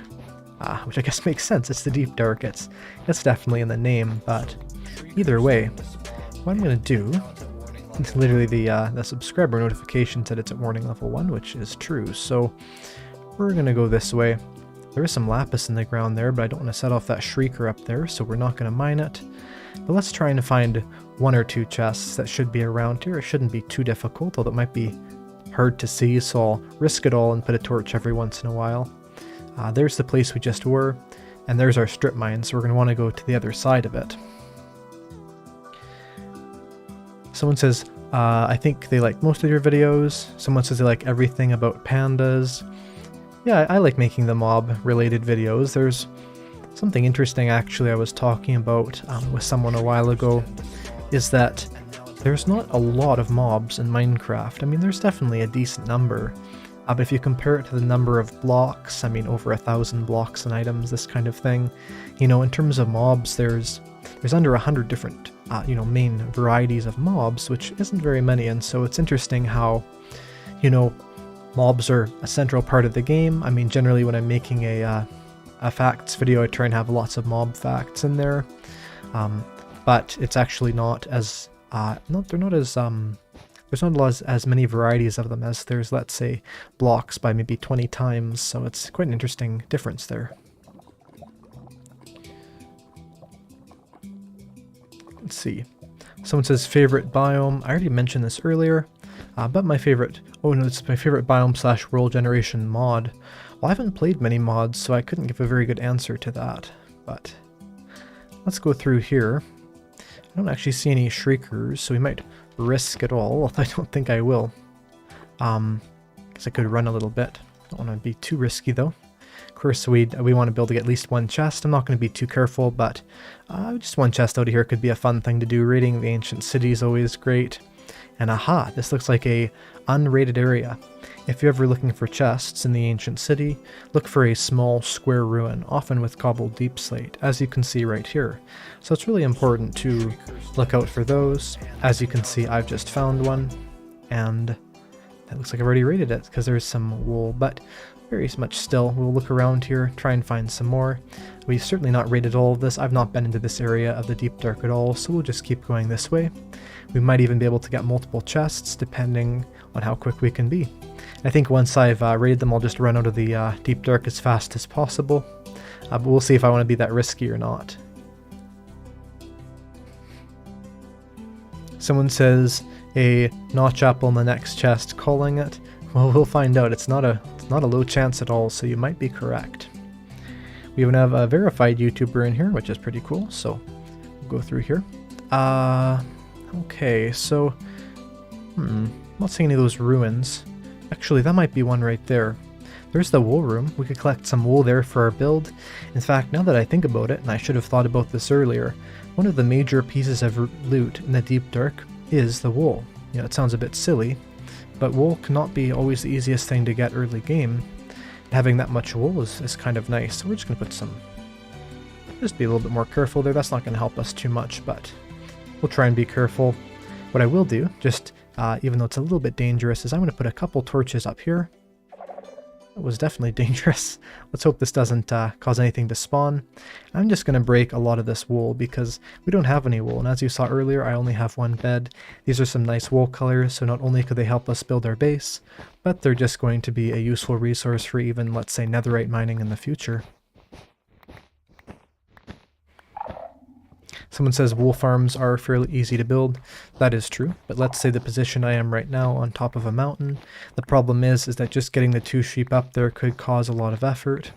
And also once we do have them there, although I do have, let's say, my automated wool micro farm, for just starting out the game, we may as well get these free resources. Now the items of wool falling on the ground, that does cause a signal. So ideally when we're trying to mine this up, the idea would be we have to pick up that item before it falls on the ground. So it's always important to be aware of sort of that, as of course with the shriekers, we have that. We actually have an unlit campfire here that is so interesting. And it broke into charcoal, of course, because I don't have silk touch, but that is a very interesting little bit of generation there, the unlit campfire. Thank goodness there's no shriekers near here, because I definitely would have set them off. Someone says Eyecraftmc versus Warden soon. Might happen. Well, hopefully not. We'll see what happens. There's definitely ways of defeating it, but I do not have the materials on me at all. But I do have a couple tricks if it does spawn in, so let's see. I went there, and there was no chest. So we're in the wool area. This could have a chest. We'll just kind of keep looking at these little side ruins. This is more or less the only place that the treasure commonly generates. If there's no shriekers, I might just steal those candles, because why not? We'll take a look around here for that. Let's take... Okay, there's a shrieker there. There's some sensors. I probably will not grab those candles. Well, I don't think it would actually reach the shrieker. But I'm not going to risk it for some candles. It's not a big deal. Lots of shriekers around here. It's so interesting how the shriekers are more or less like a mob spawner, like a warden spawner, where although it's very tempting just to break them all, and of course it's not a bad idea to break them all, there's also the side of it where, once you've broken them, you can never actually get a warden to spawn in that area again, which could be exactly what you want. But in some scenarios as well, it can be nice to keep them there, as of course if you want to summon in a warden for a mini game or something else. Very good to keep that ability. Now, this does not have any shriekers near it. We're still going to be careful, but does not have any shriekers near it. So this could be perfect, and we're going to see if that person is correct. If this has the golden apple, let's see. 3, 2, 1. It does not, but it does have coal. A lot of coal. Skull catalyst, books, glowberries, another enchanted leggings, some bones, regeneration, a disc fragment, and a lead. Well, that lead is probably the most valuable item of all of those, funny enough. And oh, now this is actually a great piece of loot in the ancient city.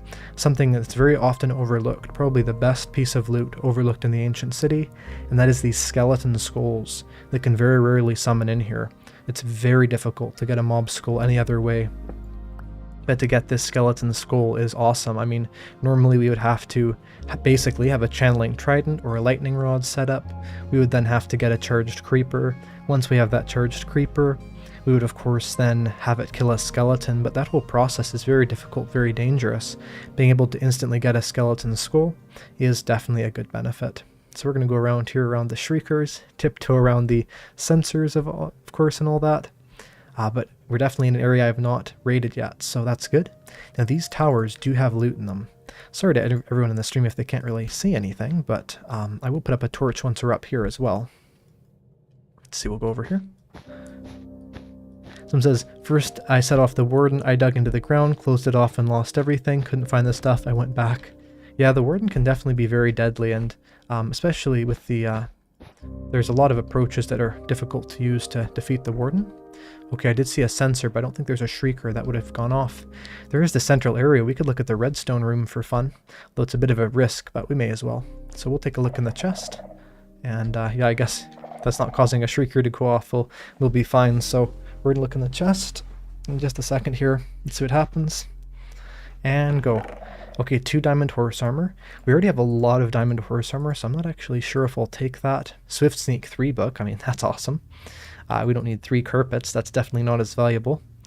Music disc 13, we already have that. I'd love to take these, but what I will do is I'll put some torches around here. So I remember that this is here, as of course we just don't have enough room for those items, although they are pretty decent. We'll just look in, I think, one more of these chests as we're almost full. And then we'll go back to where we were, which I believe is this corner. These ancient cities are sort of big, sort of small. It's very interesting how they are sort of strangely sized. But let's take a look at that redstone room, why not? We're still only at warning level 1. In fact, that warning level 1 is going to go down soon here, so really not much to worry about in terms of our ancient city raid. And let's go around here. Yes, I have a lot of diamond or horse armor on this world for sure, so we're just going to mine down here. Hopefully not set off any shriekers. And, yes, okay, we have some issues there in the chat, but lots of chat bots, unfortunately, can interrupt and ruin streams. I'm not sure why, but oftentimes sometimes I'll find these random Minecraft streams where the entire chat's just full of chat bots and things like that, unfortunately. So it's always unfortunate that some of YouTube can be overrun by that a bit. But let's go over here. I see another ruin, so this could be a location for treasure. We'll look at that treasure, then we'll go to the central area, which I think is here, but I can't actually tell because it's so dim. Hopefully the viewers can see anything. If it's too dark for you, I can go to a different area. Someone says, why don't you stream regularly or on alternate days? We want to see the survival-based progression. I mean, streaming does take a lot of effort, and I spend a lot of time making my videos already, but this is only my 3rd time ever streaming, and I do definitely want to do more streaming in the future. But I think at this point I'll definitely have to limit it to once a week, as of course I just don't really have enough time to do more than that. So I believe there's 2 chests here, so we'll go for both of those. I think we'll probably check out the redstone room later. I mean, we could take a look. I guess it's right there. We may as well. Okay, there is the shrieker, so we're probably just going to set it off no matter what. Well, actually, no, that's not true, because if we go down here, we can surround it. And just because there's always the 2 methods, there's of course blocking it from getting to the shrieker, and there's blocking the source of the sound. So we'll break this. And we were able to successfully block that. So let's see what we have on the ground. Lots of enchanted books. We'll throw that coal. There's a name tag. Again, no shriekers, thankfully. Let's get those torches. We already have a stack here, so it's okay to get rid of those. What items are we looking at here? We're looking at, let's see here, Fire Protection 3. We have a saddle. Silk Touch, that's amazing. And then Swift Sneak 2.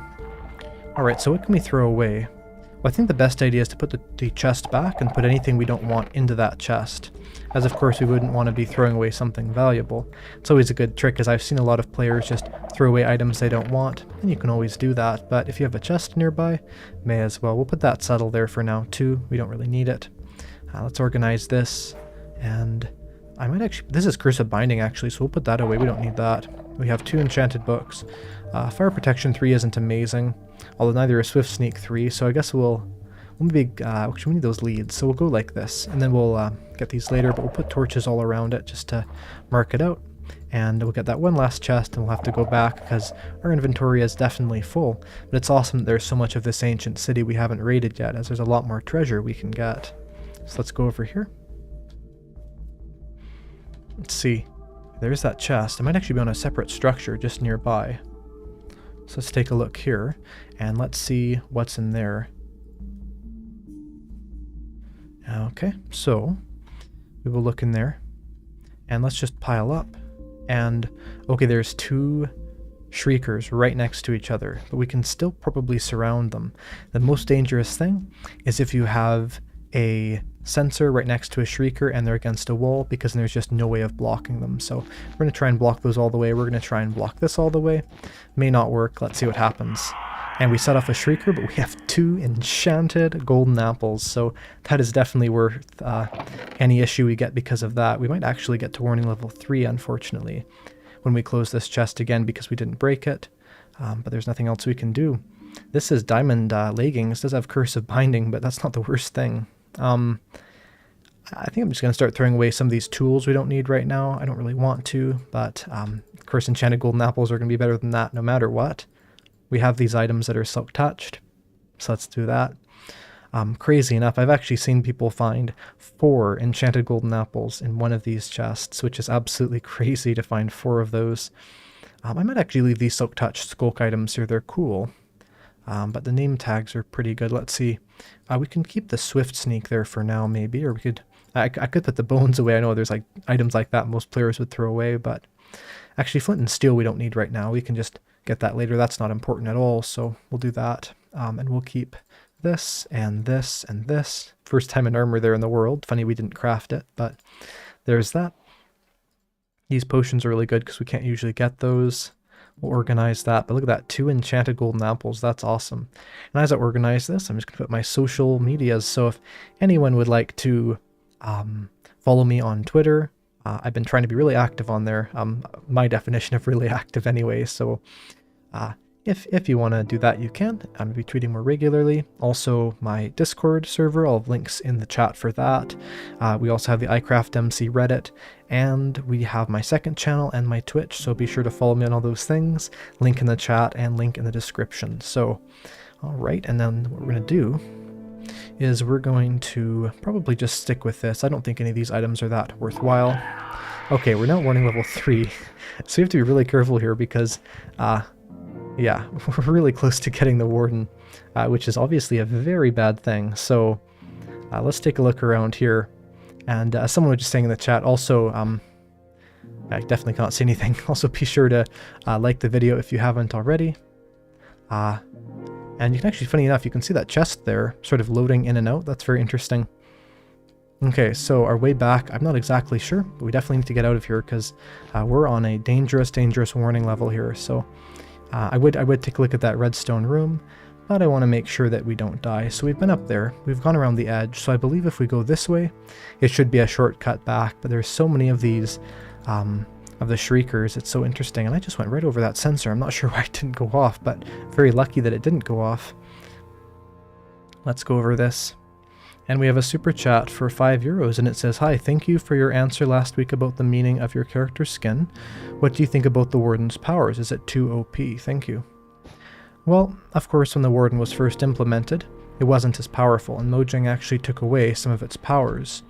But I think that at this point, although it is quite powerful, and there's our exit right there, although it is quite powerful, because they kept in methods like, let's say, using wool, like trapping it, these kinds of things, I don't think it's actually incredibly difficult now. Of course, you know, it can still be deadly, but no, I wouldn't necessarily say that it's too overpowered at this point, although it definitely was looking like that. Of course, the sonic charge is really powerful, and it is kind of annoying to have a mob that is that difficult to defeat, but I think at this stage it's probably a decently balanced. Okay, I do not see any shriekers.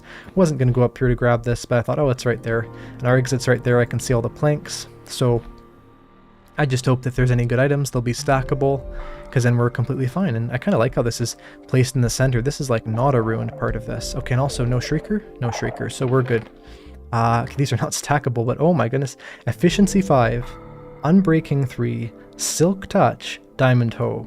I'm glad I threw away my other hoe earlier, because a efficiency 5 and breaking 3 silk touch diamond hoe, all that would need is mending to be perfect. And as I was saying earlier, all these different silk touchable skulk blocks that were right under, that's perfect for. Also glass. Glass does not have a preferred tool. Some people think its preferred tool is the pickaxe, but there's actually no preferred tool for glass, and so because of that, that's perfect as well. I kind of want to put away our shield, although of course it's kind of important. Well, we're going to risk it. We're going to do that for Swift Sneak 3. I'm trying to think of anything else. I guess the 6 books aren't that important, but that's probably it. Definitely all we can take there. Still, that's awesome loot. I mean, we have those 2 diamond hoes. It's so awesome that Mojang added functionality for the diamond hoe after it wasn't really there. I think that was one of the best things they ever did, just because it's so important to have functionality for that. Now, okay, that's how I went back up. I went back up here. I'm not going to be able to pick up the wool, unfortunately, but we're going to try our best to get back. We need to go right over there, and then we can get back to the surface. Let's see. Oh, okay, that was not good. I should have been looking. It's very hard to see. We did not die, though. All right. I could just eat an enchanted golden apple. That'll use them. No, I'm definitely not going to do that. Always important to keep the enchanted golden apples as long as you can. There are 3 things that you can do with them that are really important. The first thing is to eat every single item and get that achievement. You need the enchanted golden apple. But the second thing as well is that you can use it to craft the thing pattern. And the third thing is it's always great to have it as a decorative item, to have sort of as a sign that you have found one of those before, although of course now with the ancient cities, it's definitely rebalanced the game's rarity of the enchanted golden apple. Someone says put torches in secondhand. That's actually a really good idea. Or the torches. I should have done that earlier, so I could have grabbed the one of those items that I left, but it should be okay. Something good to know is that if there's the skulk veins on top of the wall, then the sensors can still get your vibrations. It's only if it's pure wool, if there's those skulk veins, and that does get rid of that ability. So I won't show it off here because we're at warning level 3. We could have a warden here, and we are not actually that well kitted up, but of course, very important to be aware of that. As the running on those pathways when their wool is great, but there's also the trick of those skulk veins on top.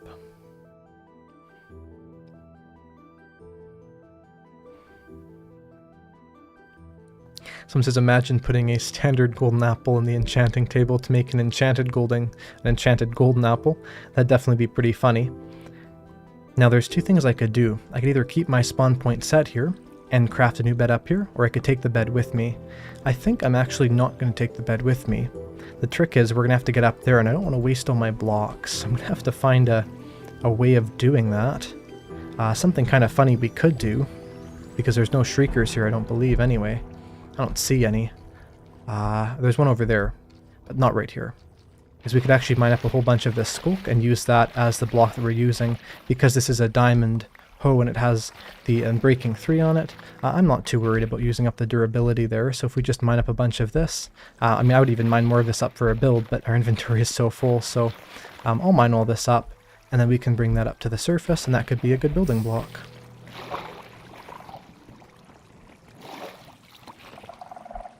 And let's see here, that's, I guess we can't place anymore, so, or can't pick up anymore, so that's probably good enough. Hopefully a stack can get us up there. Well, probably not, but let's try our best. So we're going to pile up here, see what happens. Someone said, your voice made me subscribe, great content. Well, that's good. I've also had some people say that they have not subscribed because they don't like my voice, so I think that there's lots of mixed opinions on that one, but I'm very thankful that you subscribed for that, and I'm going to be very careful here. Because we have so many good items now. I thought it was bad if I had died earlier. Well, this is going to be really bad now just because of the kind of items we have are so good. So we're going to go up here. And it looks like it's actually nighttime. Actually, is it nighttime? No, actually it's not nighttime. It might be. It's hard to say. Alright, let's see. This definitely needs to have an actual way of getting up here. This is getting a little bit silly, piling up every time. I might make a ladder next time, although what I should have actually done is mark down the coordinates of where I wanted to go. That would be the best idea. Oftentimes, if you're trying to make a ladder to a specific area, the best tip is to try and mark down the coordinates when you're down there, and then you could either mine it from downwards upwards, or from upwards down to that location. Both methods can be decent, but it's always important to be careful with that. Well, we're going to just break these and replace these, I think. That'll probably be fine, and we're almost to the top, really. Someone says, am I playing in hardcore? Well, you can look at my hearts and tell that I'm not playing in hardcore. I had considered making this hardcore, but, you know, I think that at the end of the day, I would prefer teaching people about all stages of the game without having to worry too much about dying. As of course, hardcore Minecraft, although definitely a fun part of the game, it's something you have to focus a lot on, and I wanted to sort of put some of my focus on the chat and the audience as well. And it's too bad it must have just been right before night when I went up here, because now it's, of course it's raining and it's quite dangerous, so I guess we're still going to risk it because we do have full armor, but I have to be careful for sure. So we'll keep our sword out. We'll go up the mountainside. Our spawn point is still set down there, so it happens. It says, what would you go for first, a Totem of Undying or Elytra? If I was in hardcore, definitely a Totem of Undying would be the first step, no matter what. Definitely before the Ender Dragon, definitely before anything else. Basically, you know, until you get a Totem of Undying in your world, you're not really even to a good place in hardcore at all, of course. And it's really important to be aware of that, just because Totems of Undying and I'm sure most people know this, but Totems of Undying will save your life if you're about to die, or if you do die, basically. They'll sort of revive you, which is the only way of having, in a sense, more than one life in hardcore mode. And so it's always really important to be aware of that, and also to get one. You could do it with a raid. Ideally, you'd spawn next to a woodland mansion, and you could get a Totem of Undying that way in hardcore. It's always good to prioritize getting totems first, I would say. Okay, there's a skeleton up there, which is not bad because we have decent armor now. It was a lot worse when we lost our items. Also, to catch up anyone watching the stream right now, just so you know what's going on. I started this and I was working on my base. We ran out of blocks, so we went down the mountain to get more blocks for our base. The problem is, once we got down the mountain, I actually fell down into a cave and died because I was looking at the chat instead of the screen. And so we had to come back. I thought my stuff was in one cave, it wasn't. We did find the cave my stuff was in because those two caves looked really similar, and now here we are. I also went down into the deep dark a little bit, did a little bit of raiding, not too much. But I did do that. I hear a spider. There could be some hostiles in here, which I hear hostiles. I should put some torches down here now that it's nighttime. It reminds me of that. Kind of nice we've been having all this rain, probably because I haven't been sleeping very much like I should. So we're going to go inside of here. Definitely a spider. Nice thing about spiders is they can't go through a 2-block wide area, so it's pretty easy to make a spider-proof killing area. Alright, let's make a new bed. We'll put that deep slate in there. That should be enough for our base, even though it's really not that much. And I hear a skeleton. Yeah, definitely our base is nowhere near done, as you can tell. Get down here, skeleton. There we go. It's always good to trick the mobs into falling down and hurting themselves. So we will do that.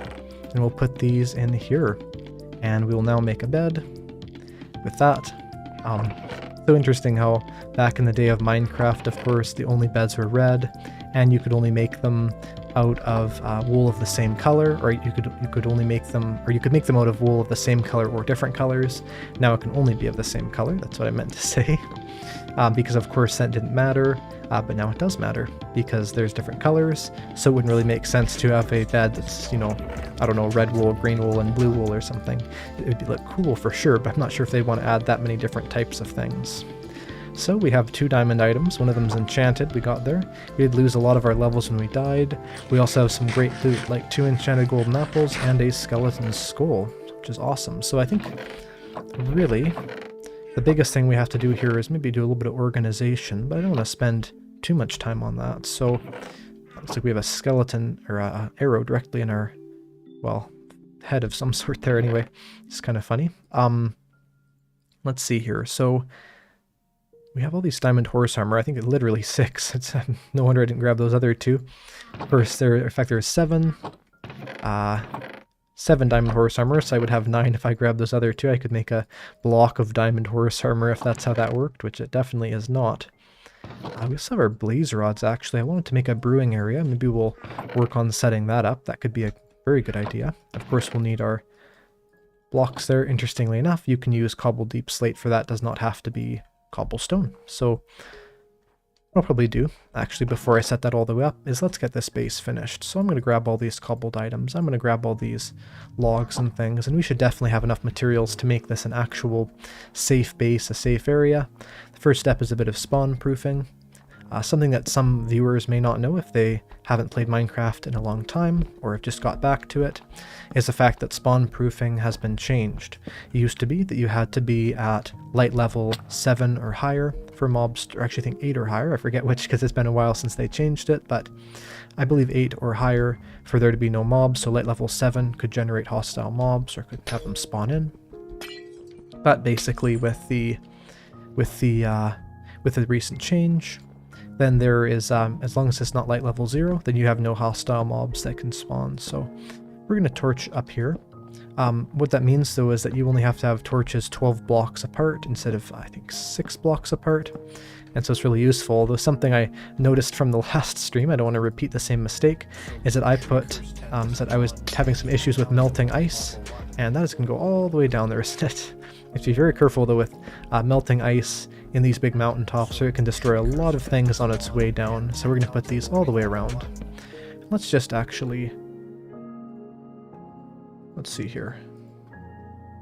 We'll just end the pull there actually. Kept that up for too long probably, but anyway, so we'll go back here. And let's finish spawn proofing. That's always important. I wonder what's down here actually. Is that like a massive drop? That is a massive drop. Well, it's not that massive, but it's definitely a probably fatal drop. That's kind of cool though. It'd be within sort of our castle as that entrance. We could potentially have our strip mine entrance be there, because I think if we mine straight down, we might even still be in the ancient city. It's hard to say. We'll put this around here so we don't have that skeleton issue as before. Alright, so let's make some more of these slabs. Let's make some logs. Let's get this finished up. We'll land on our bed to stop our fall damage. That's always a good thing to remember, is that beds can stop fall damage just like the just like wool, or well, just like hay bales can as well. Alright, let's see here. And I believe we lost the stone cutter, or I probably just placed it somewhere and couldn't find it again. But let's maybe craft a new one, which shouldn't be too difficult, as I'm sure we have a furnace in one of these. If not, it shouldn't be too difficult, so we'll just go like this, and we'll make some more smooth stone. We'll need that for some other things as well anyway. And something I actually really like, in fact I think it's something that Mojang did a really good job doing when they designed the ancient city loot, is to add the coal to it. I think the reason why is that they found a lot of players didn't like the fact that in 1.18 it's very difficult, with 1.18 and ahead, it's very difficult to find coal. Not really, but when you're mining it is, of course, as it's not really at the layers that, you know, you're strip mining at. And so because of that, having the ancient cities to have that coal is an awesome way of adding the source for that block deep in the underground. And I think that's a really, really great feature that they've done. Let's see here. So let's turn this into the polished deep slate tiles, or the polished deep slate slabs, not tiles. And we'll go around here just to get up easily, but eventually we'll make something more interesting. I'm sort of liking this already. We'll get some more of those stairs as well, actually. I think that's a good idea. Let's see. Someone says the stone cutter is outside. It probably is. I've had a bit of a habit during these streams to forget where my items are, but that's okay. And you are right, it's right here. Well, you can never have more than, you can never have too many stone cutters, I guess, so put that around here. We'll put this one in the corner here. And eventually we can have these logs here as well, but I kind of like this thin edge around here. It makes it look a bit more like a castle. We'll get some reinforcement there in a minute. And we're going to place these around the edge, just like this. And just as people have been saying in the chat, absolutely join my Discord, join my subreddit, join all those things. There's links to the Discord especially there. I'm sure a lot of people on here have already joined it, but if you haven't, you can talk with over 1,000 Eyecraftmc fans. You can even talk with me on there. I'm usually respond to messages that people send me, although I'm not saying to DM me, but you know, if you want to leave something on the public chat, I may see that. So anyway, let's go through here and we'll clean out the snow here. We're going to be do some good housekeeping here and clean this all up, because we don't want to have a dirty house. That's never a good thing. So we're going to clean this up, and eventually we should move those chests as well. And this is actually starting to come together a little bit. I say as I'm in, you know, a small wooden box, but I think that overall it's looking pretty good. So we're going to go back out here. We're going to get this done. We're going to make sort of some decoration there, eventually a way to get up. We are next to a jungle, which means we can have access to scaffolding, which I think is going to be really useful. So let's see here. I think we're going to want a roof as well as sort of like a castle side thing. So this would go on top, right? Yes. So we'd want to do... There's a couple things we could do. This is sort of pushing out already, because we could kind of make it stick out like this, which would look cool. Oh, I may as well do that. Never again, sort of a little interesting added detail that could look cool. I'm not sure if we can add, actually we couldn't add torches to the, we couldn't add lanterns to the underside of that, but still. Let's put these around there, and we'll put it like this, just so we don't have to, I guess we'll go like that, maybe on the corner, just for a reinforced edge. But get that castle-y look there, get ourselves a nice sort of trimming around there like that, should look nice. And we're going to continue this on. Now we have enough deep slate, we don't really have to worry. And we'll sort of have the outer castle wall, the inner castle little thing. Of course, this is really a small castle, and I generally want to make bigger bases than this. But as I said earlier on during the stream, I want to try and just go with a smaller starter base here so we have something nice, but also we're not going to spend too much time before we have perfect tools and all that.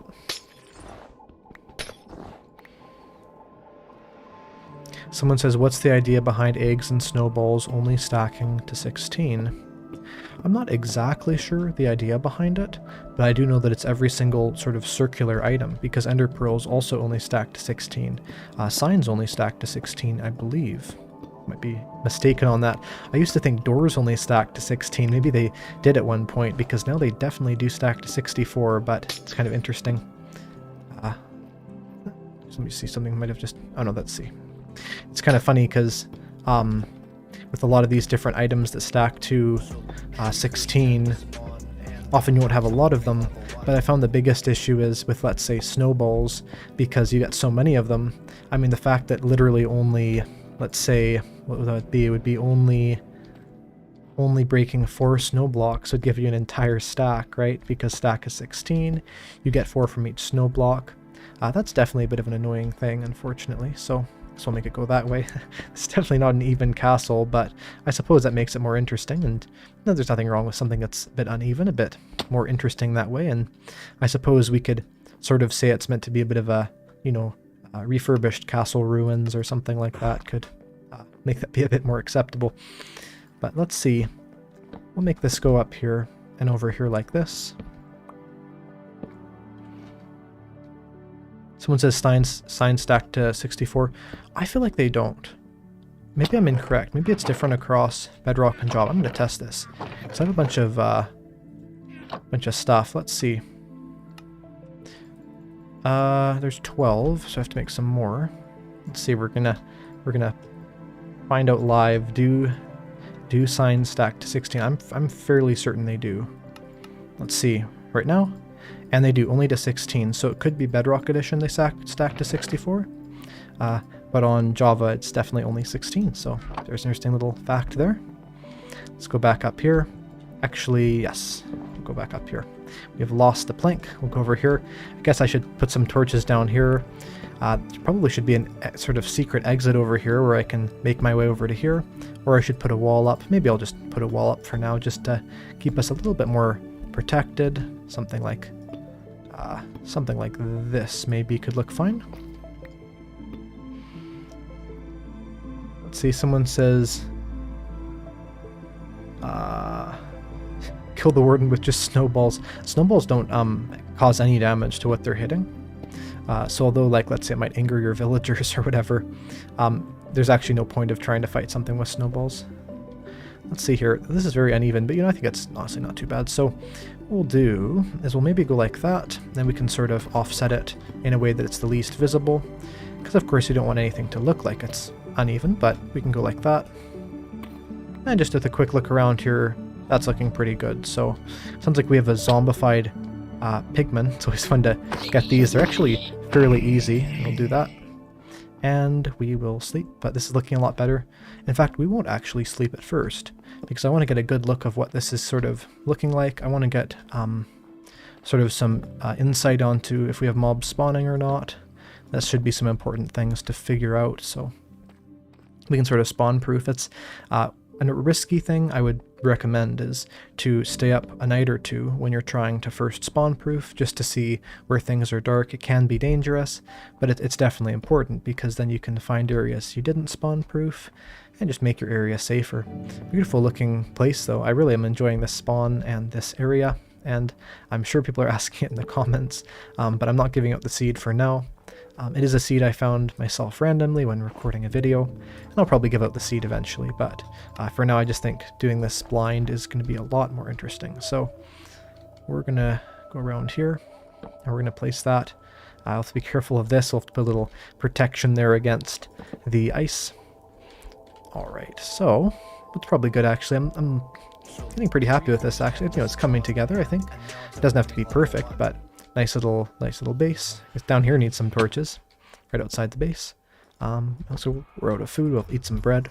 In fact, someone just says, "Can you please eat?" It triggers me. I'll eat right now. There we go. Yeah, that's actually looking fairly good. I'm not unhappy with that at all. I might change the edge a little bit, but that's looking fairly decent.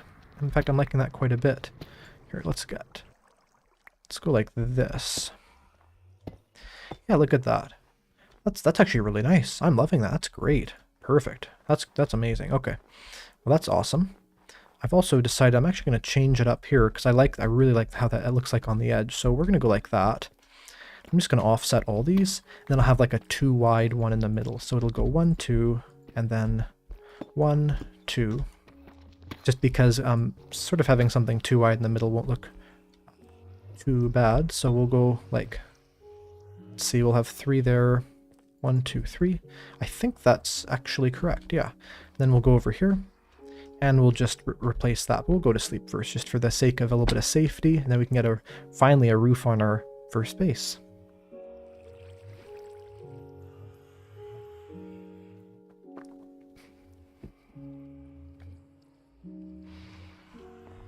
Someone says that they stumbled across my VOD or the replay of my last stream. They're really impressed with the content. Well, I really appreciate all the comments like that and everything, because I always try my best, and I hope that it shows in the content. So let's go down here, let's fix this. I'm really happy I stumbled upon that, because I haven't been the happiest about this design, but I'm really happy with what it's looking like here. If I place that, it might look a little weird over here. I'll have to fix it, adjust it to the edge, but that's a nice little design there with this sort of support on the bottom. That's great, perfect. And we'll just go like this, connect it up a little bit, and honestly we'll probably just leave it like that. I guess I have to fix it on the other side, although you can't really, actually I don't have to because it's sort of sealed in here, so I guess I could though. Can't really see it, but I'll go like this, and we'll just place that in. Actually I think that's the wrong block, so we'll use the right ones. And now that I think about it, we can get the ice with our Silk Touch hoe there, which is kind of cool because we're in an icy area. Using that as a decoration could be good. This block should not be here. There we go. Yeah, that kind of came together a lot. That's awesome. And this is spacious enough. We can always make a basement. My idea as well, I'm going to show everyone this because I'm really excited about it. My idea is to dig into here because this should go directly into the ice. Let's see what happens. Yes, right over here. And basically, so we have to be careful because it's kind of a thin entrance. But something like this, then we can do that. And here's what's cool. We can mine these at a fairly good speed with our hoe. So we can get our ice blocks finally. We're in the icy peaks there, the frozen peaks. So it's sort of appropriate to be able to do that. And now we can really break all these without feeling too guilty about it. Because I was sort of before where it's not like it really matters, but having that convenient packed ice there is always great. So what I'll do is I'll place these down here, just like this, so that we can seal that off. And perhaps in fact, definitely the most, the best thing to do to protect ourselves would be to go over here and to make sure that this wall is at least 2 blocks tall at every point so that you can't just walk up it. And I'll actually make an entrance this time too, because of course we could have a creeper jump in and then we can put on a roof and then we should have that pretty well done, which is awesome. So let's see. And we'll go like this. And we need an axe as well. Someone says best way to get Silk Touch enchantments. Probably through villagers. Depends, of course. But either through villagers or just by enchanting at the highest level. Because most enchantments don't have specific ways of getting them over other enchantments. Generally, I can't necessarily give you a specific answer for any of those, but you could also look in loot chests. Like I found a Silk Touch book during the stream actually in the ancient city. I also found a Silk Touch hoe, so finding it in loot structures can be a good idea. Same with, let's say, fortune, some of these sort of important earlier game mechanics. Be very careful here so we do not die exactly where we died before. It's like the exact repetition of that. We're not going to have that happen, so we're going to keep that shift key held down, or the crouch if you're on bedrock. I guess if you're on bedrock, Windows 10, it would still be like that. Someone says they forgot to subscribe to this channel, lol. Well, if anyone watching this stream is not subscribed, feel free to subscribe. I do post very regularly, including the live streams, 3 to 4 videos a week. So I think that that's pretty good, hopefully. And if anyone wants to subscribe, you can do that. And it's kind of annoying the way that YouTube works, because I do mention this in my videos quite a bit, but honestly, without notifications on, subscriptions basically don't mean anything. Personally, I don't really subscribe to anyone unless they have the unless I want to turn the notifications on, just because I've found there's not much of a use to it. So of course it's up to everyone's own personal preferences, but I've always found that it's always useful to subscribe with the notifications on, as then you'll never miss the uploads, even if, because sometimes YouTube will be like, oh, this new video, we don't think it's going to be do very well, and so because of that they just won't show it to many people even if they're subscribed. Anyway, let's go around here, and this has so much durability. I'm so happy about that because we can do that, and I just love this sort of contrast here. The thumbnail of the video is actually a screenshot on the same seed, different world, but same seed, of sort of this difference between the jungle and the snow area, and I think that's a great sort of separation there, and I'm excited because I think I can use that a lot in builds. So this is a bit of an annoying area, because I guess we have to kind of go down here. We just have to make sure there's a 2-block tall area everywhere, because then nothing can get up except for spiders. So we'll go this way later. It goes up like this, it goes around here, and it goes this way. We'll mine this. Just like that. May as well mine this standard ice. Standard ice is actually really good. A great tip if you have Silk Touch, and of course later games some of these things aren't as useful, but is to bring ice blocks with you instead of water buckets. Now of course a water bucket, you know, for things like MLG water bucket jumps, of course you can't use an ice block for that. An MLG ice block jump would be very humorous to attempt, but of course would not work. But the thing about that is that ice blocks can certainly give you water as well, and you can stack them to 64, which makes them a really efficient way of getting water. So this is a way that a mob or a creeper could climb up, so we'll do that. Of course, all of these ice blocks as well are giving us free building materials, which is always great. So we'll go around here and grab all that, and we'll go this way. This is all looking like it's about 2 blocks tall. Anything that's close, I'll just chop that down as well, just to be safe. But I think that that's looking awesome. And I think we'll go around the front, check that out, and then we should be basically ready to put on our roof and call this base basically completed. And then we can, the base is basically completed. But anyway, that looks like it's, okay, this is that deadly drop area. This is kind of interesting, a little like secret ice bridge, naturally generated. I love little things like that, so cool, adds a lot to the generation of the game. Okay, there's that other place. This is, I mean, I remember when I planned this out, I actually decided to build it very purposely on top of that exact area where the where there's that deadly ice, well not ice cave, but the deadly dripstone cave, but I didn't realize that it would be deadly for myself as well. So we'll go around here. We'll break these, and we'll sort of keep making this wall be nice and a sheer icy cliff. Let's see here.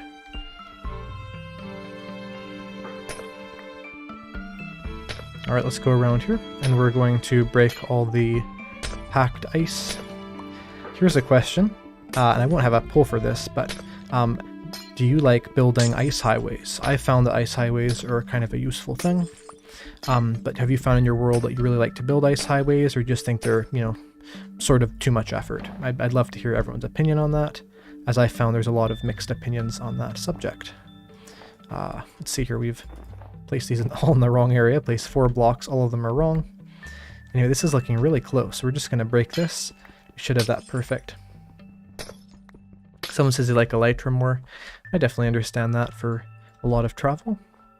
I've just found the ice highways are technically the fastest way of traveling outside of Ender Pearl cannons if you're in the nether. If you're in the overworld, they're not actually the fastest, but for the nether they are, of course.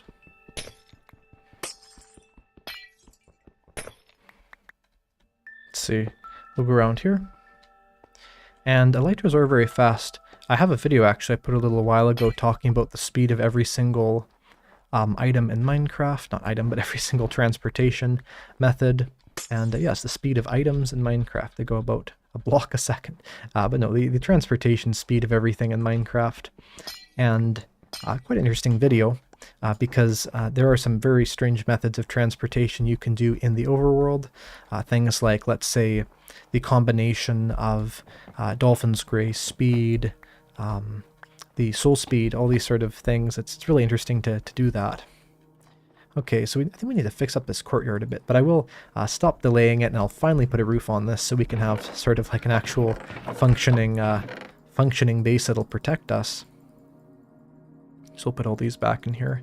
We have our random blaze rods from earlier I forgot to put away. We won't put our food away, but sometimes I'll just dump all my items in a chest, and then after that I'll grab out the ones that I want.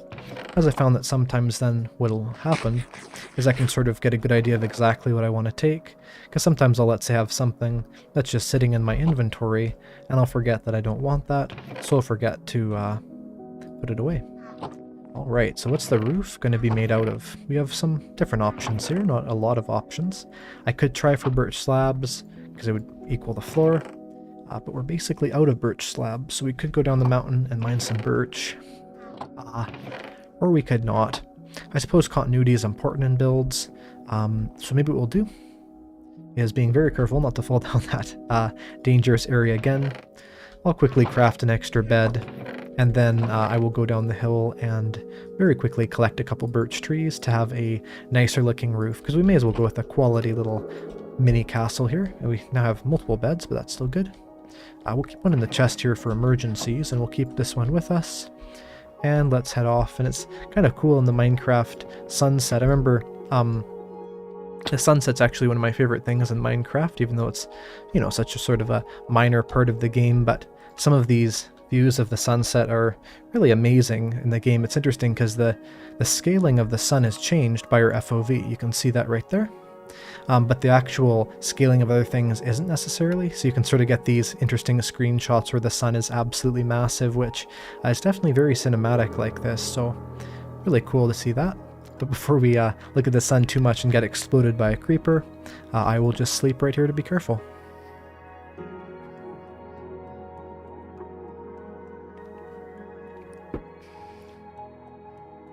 Let's see. Alright. So, what we'll do is we'll go down here and we'll grab some of those birch logs. And someone says, is this live? This is live. Well, it's not live if you're watching the replay, but this is not the replay, as of course I just responded to you, so that's sort of an interesting thing to think about. And now there's probably 10 to 20,000 people that will hear that, which is interesting. So let's go down here. And there's some birch trees. We will chop down those birch trees and get ourselves some great materials. An elevator going up and down these massive mountains is a very important step I think we should take somewhat soon, as of course there's a lot of things like, let's say, the forests that begin at the tree line there really are going to be important to get stuff from. And actually, a Silk Touch hoe, awesome use of the Silk Touch hoe, maybe one of the best Silk Touch items to get, some people would say. You can get instant leaves. Now, of course, it's sort of a waste because you can always do that with a hoe or with a pair of shears. But if you want to, you could also use a hoe there. So it's sort of an interesting double use there of the diamond hoe. If we want to get some of these for decoration, we may as well. Feels a bit wasteful, but I think that by the time this hoe is fully worn out, we should definitely be able to just throw some mending on the tool, and it should not be an issue. Someone says they don't really like making mountain or houses on top of mountains just because of the amount of time it takes to go up and down them. And I would agree with that, but I think that eventually in this world we should be able to get some elytra, we should be able to get all kinds of items that will make traveling around the mountains be fun and sort of an exciting challenge. And my goal especially is to make a great railway system that goes across all these mountain peaks. You know, I'm sure a lot of you have seen those amazing pictures of these massive railway bridges with lots of spanning arches and things, with a railway track that goes all the way across a very large area, and I've always found those look quite nice, and would be excited to build one of those in Minecraft. So let's take around here. Someone says, do you use leather boots on the new snow stuff? Well, leather boots are the best way of avoiding powder snow and walking over it. However, I do not currently have any on, as I found the risk of powder snow to be really minimal, sort of just a fun challenge really, and so I tend not to put on the boots for that. And we are going to mine all this. That's probably good.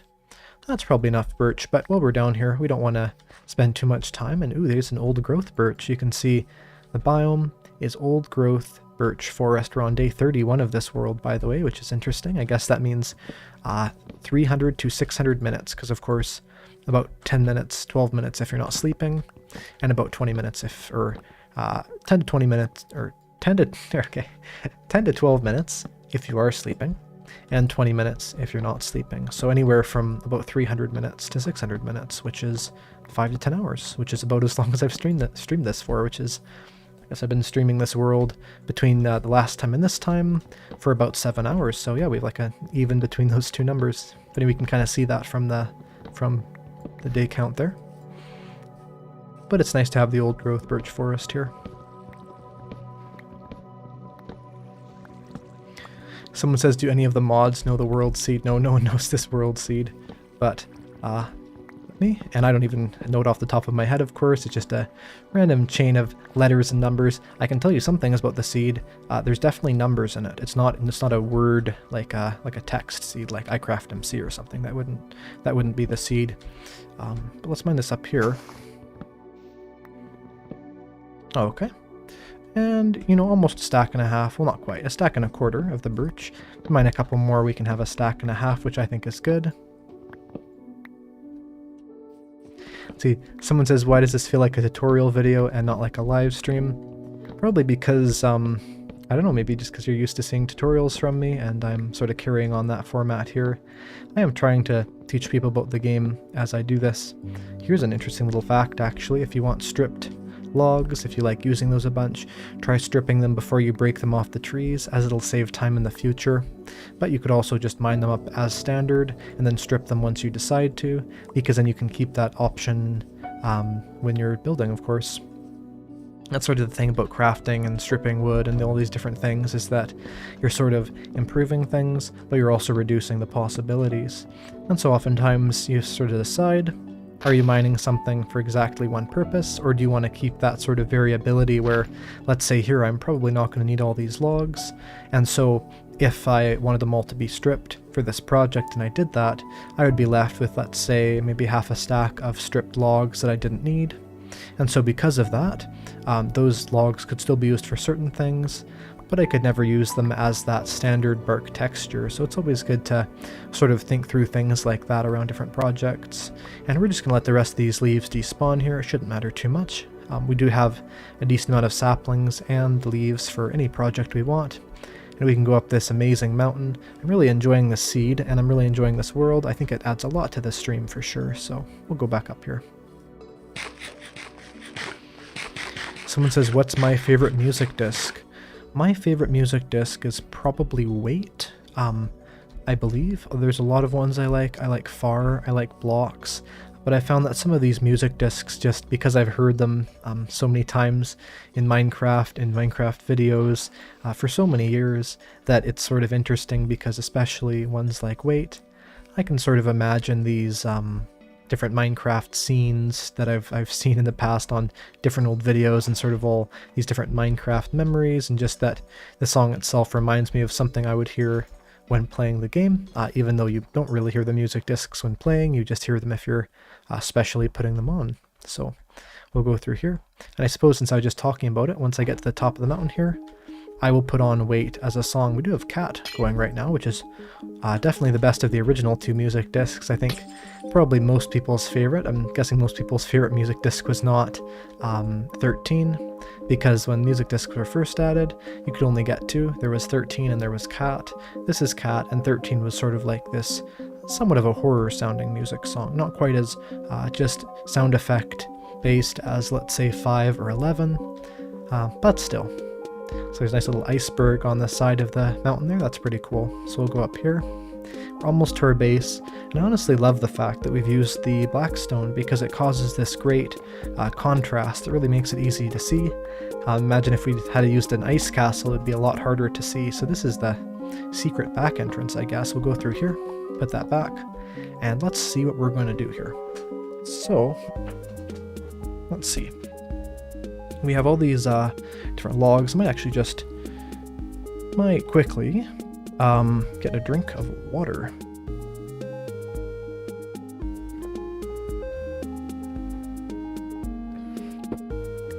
And I'll quickly play Wait there. Give me a second. Let's see, Wait. Wait is somewhere here. Here it is. There's Wait. Alright, and we have a super chat for $5 that says, "Thank you for renewing my love of the game. I'm so glad that you commented that, because it has to do with my vision for my channel in general, and maybe I'll talk about that for a minute here. When I first started my channel, my idea was to, wasn't technically actually to teach people more about the game, because I was doing Let's Plays and things like that.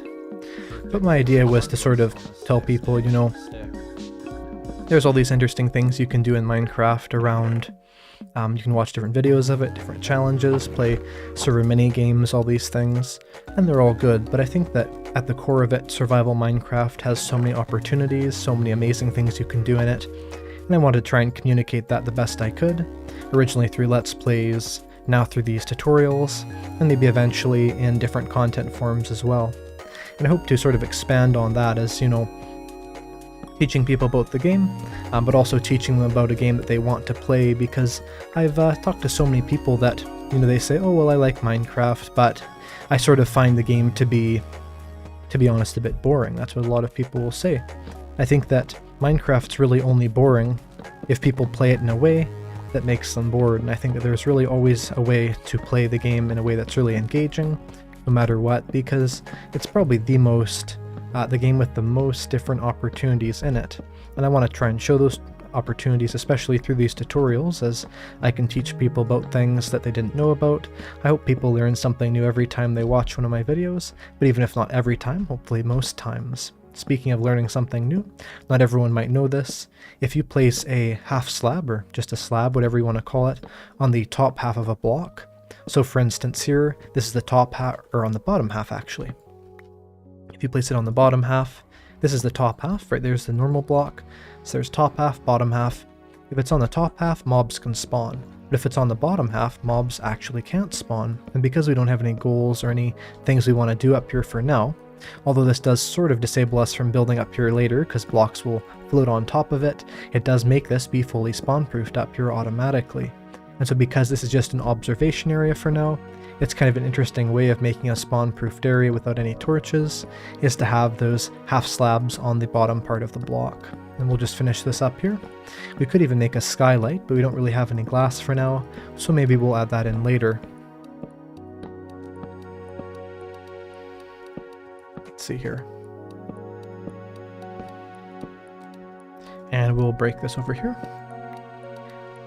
Someone says that Minecraft is an infinite sandbox, you're only limited by your own creativity. I think that's true, and I think that there's sort of two different ways that Minecraft can be played, and they're both fine. Of course, there's every way of playing the game is fine, really.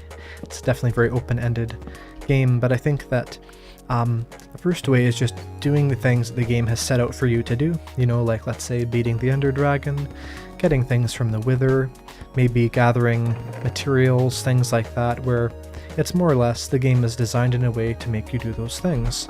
But then, you know, after you've done those things and you've sort of finished, quote-unquote, finished the game, that's really when the real game starts, because that's when you are given the opportunity to build things. That's when you have, you know, the best tools, elytra, all these different things, you know, netherite armor. That's sort of when you can truly go into, you know, gathering materials, surviving, and building, you know, maybe a city or a giant build, or you know, get into some interesting social interactions on multiplayer worlds, and sort of just enjoy the game at a more fundamental level. So we'll do that.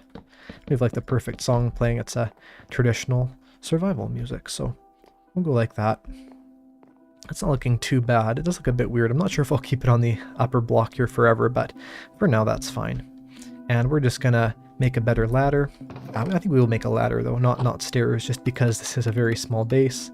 We wouldn't want to waste too much of our time, and well, our space actually, having this be here. And I don't think the entrance will be here either, actually. I think it'll probably be on this corner, because that's going to go into the ice. So we're going to go up like this. We do need some windows, things like that. Some more decoration, we will do that. But for now, there's our entrance. We can put these like this. And let's get a trapdoor to sort of give it the final touches of a nice exit. So we'll go like this. We'll put the trapdoor there. Oh, that was the wrong place. We'll put it here, like that. Or that kind of works. We'll put it the other way, just like this. And we'll put that there. Or we keep placing this wrong. Let's place this correctly. We're going to break this. We're going to place it right there. There we go. That's the right place. Then we'll go back down here, break that incorrectly placed trapdoor, and we now can start decorating a bit. So let's grab these logs.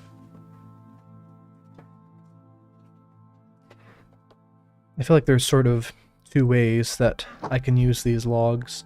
The first one, actually the first thing to do is make a door, but I think that there's more or less two ways we can use the logs. The first one is sort of poking out from the side of the wall a bit, so something like this, which, just as you saw right there, definitely does look good. But the second way would be inset sort of in the wall, so you can see it from both sides. So let's say it was right here. In fact, it's probably right here. Did I guess right now? It's one block off. That's pretty good.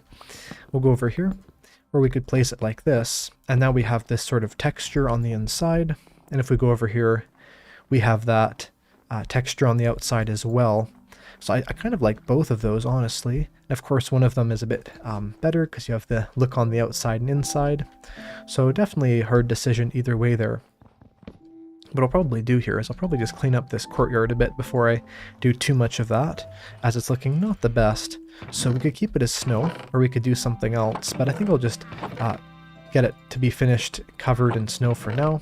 And at this point, it's almost completely covered in snow anyway, so it shouldn't be too hard just to place a couple snow blocks in these little areas here.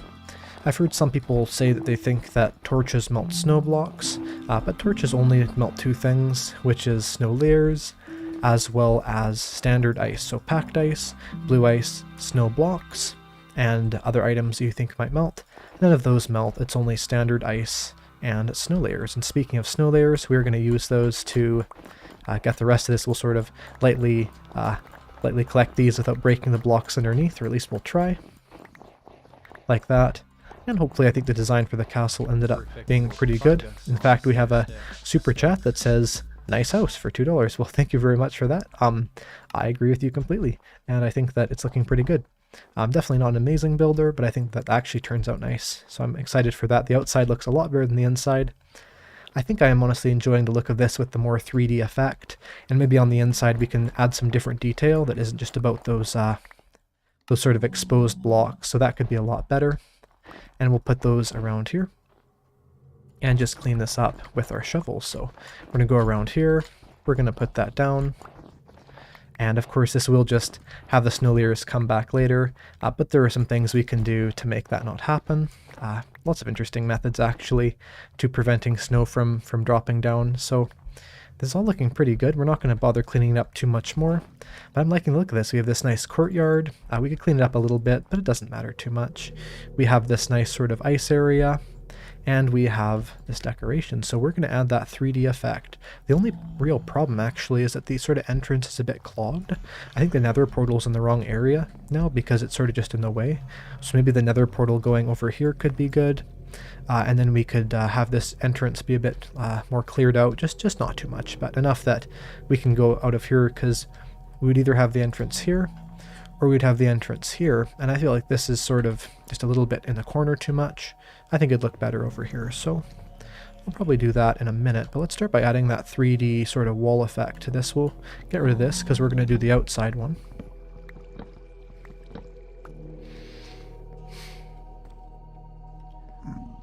Someone says, "Thank you for all the tutorials and doing survival worlds while live." Well, you're welcome. I'm really enjoying this. I think it's a great way of sort of playing survival Minecraft in a method that really works well. YouTube's changed a lot of sort of how they handle live streams and things like that, so it sort of affects the channel in interesting but good ways, and more or less just yeah, it doesn't really affect my other videos at all, which is good because of course live streams are less popular than, let's say, standard videos, and so because they've changed the way things are sort of dealt with, I don't have to worry about live streams not getting, let's say, 50,000 to 100,000 views. They can just get a standard amount, and that is looking so awesome. I'm really happy with that. It's so exciting to see a build come together. This is really great. So we'll put that there, 3 blocks from the edge. We'll put that there, and I mean, even better, even though the thing up there was not working, because it's not. It's actually even, not odd. You can see right here, that's a beautiful entrance. That really is. That looks awesome.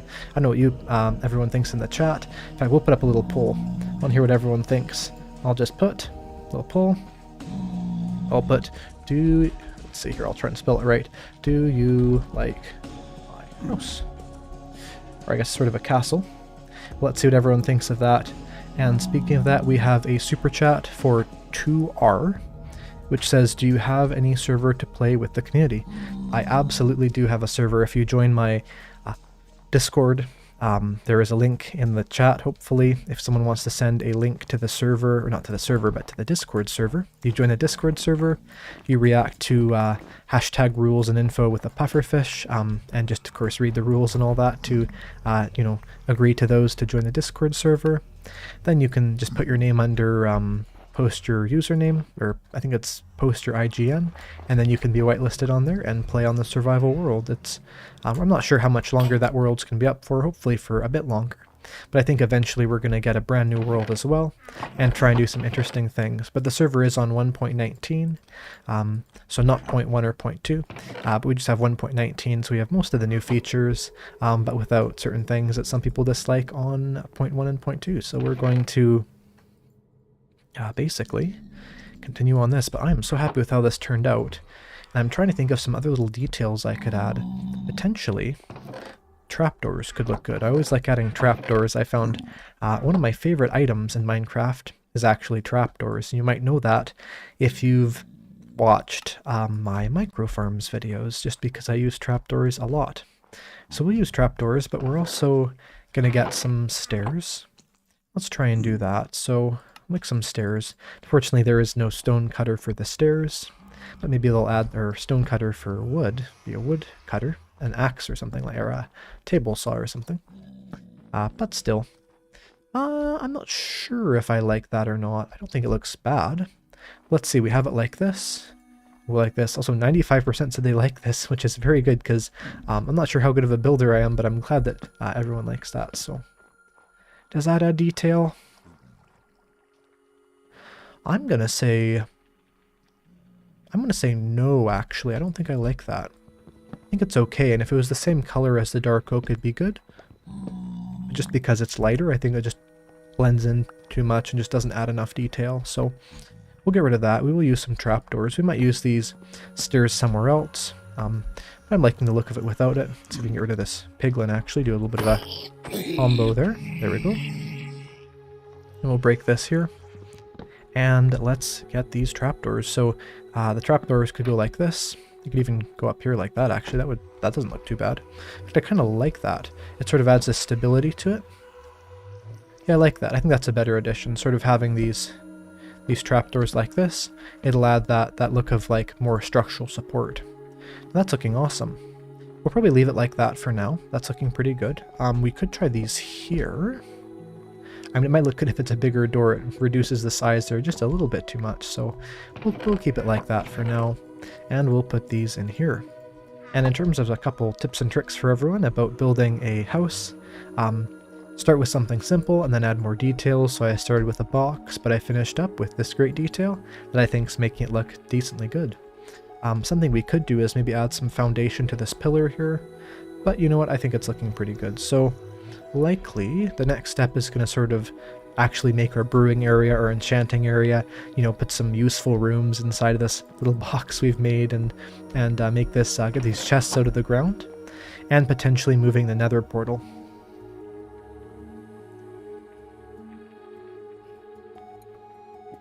Someone said rest in peace, zombified piglin.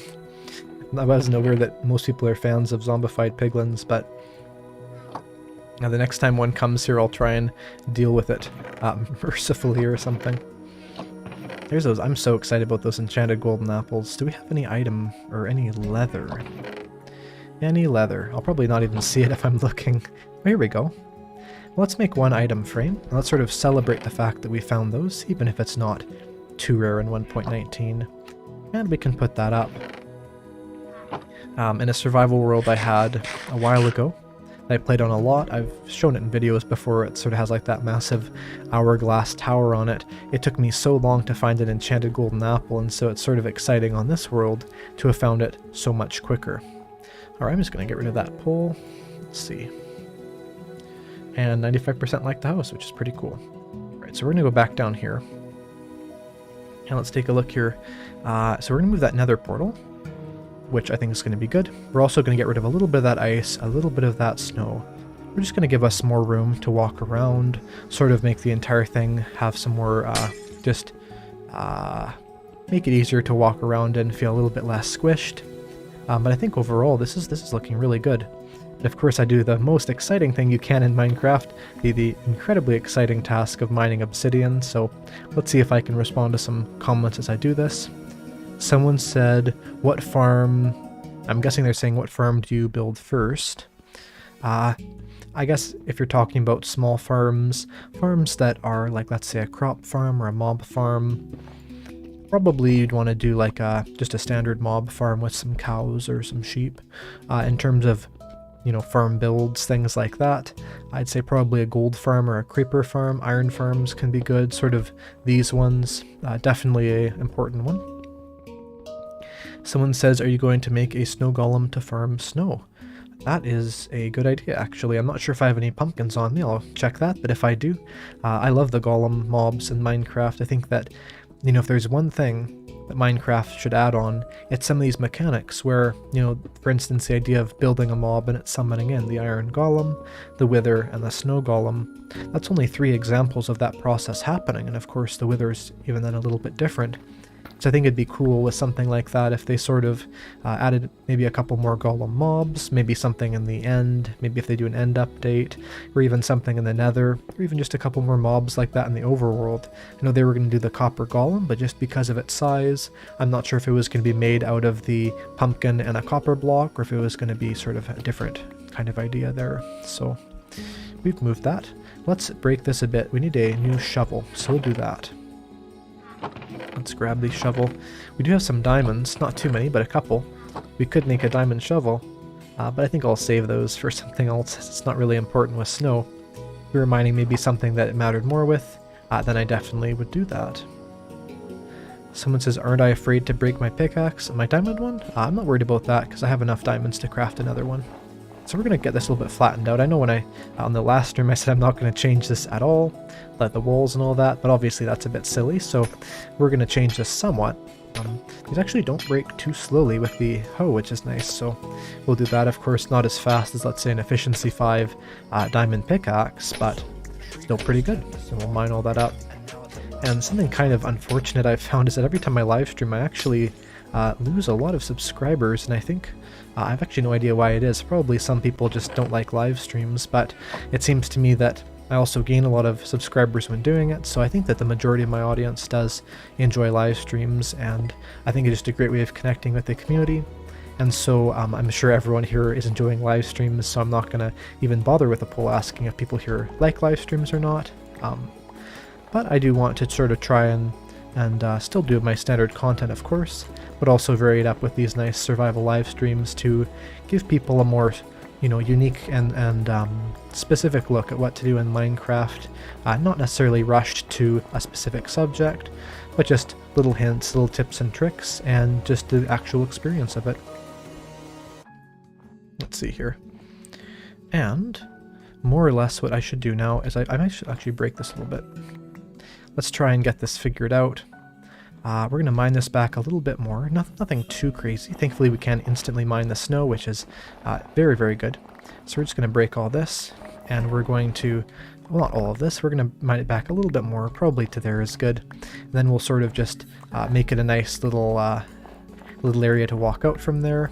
We'll sort of mine all this upwards, mine this, and just make the entire area go around like that. So our inventory is very, very full of snowballs.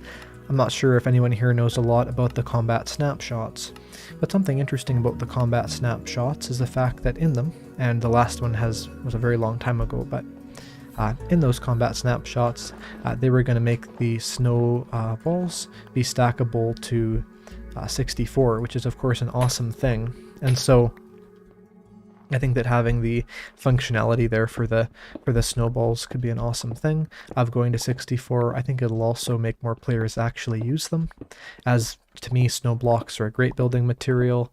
I know of course they can naturally generate in the world, which maybe makes them seem, you know, a bit less valuable, but for me personally, I really do like building with the snow blocks. We're going to put that down. Let's go around here.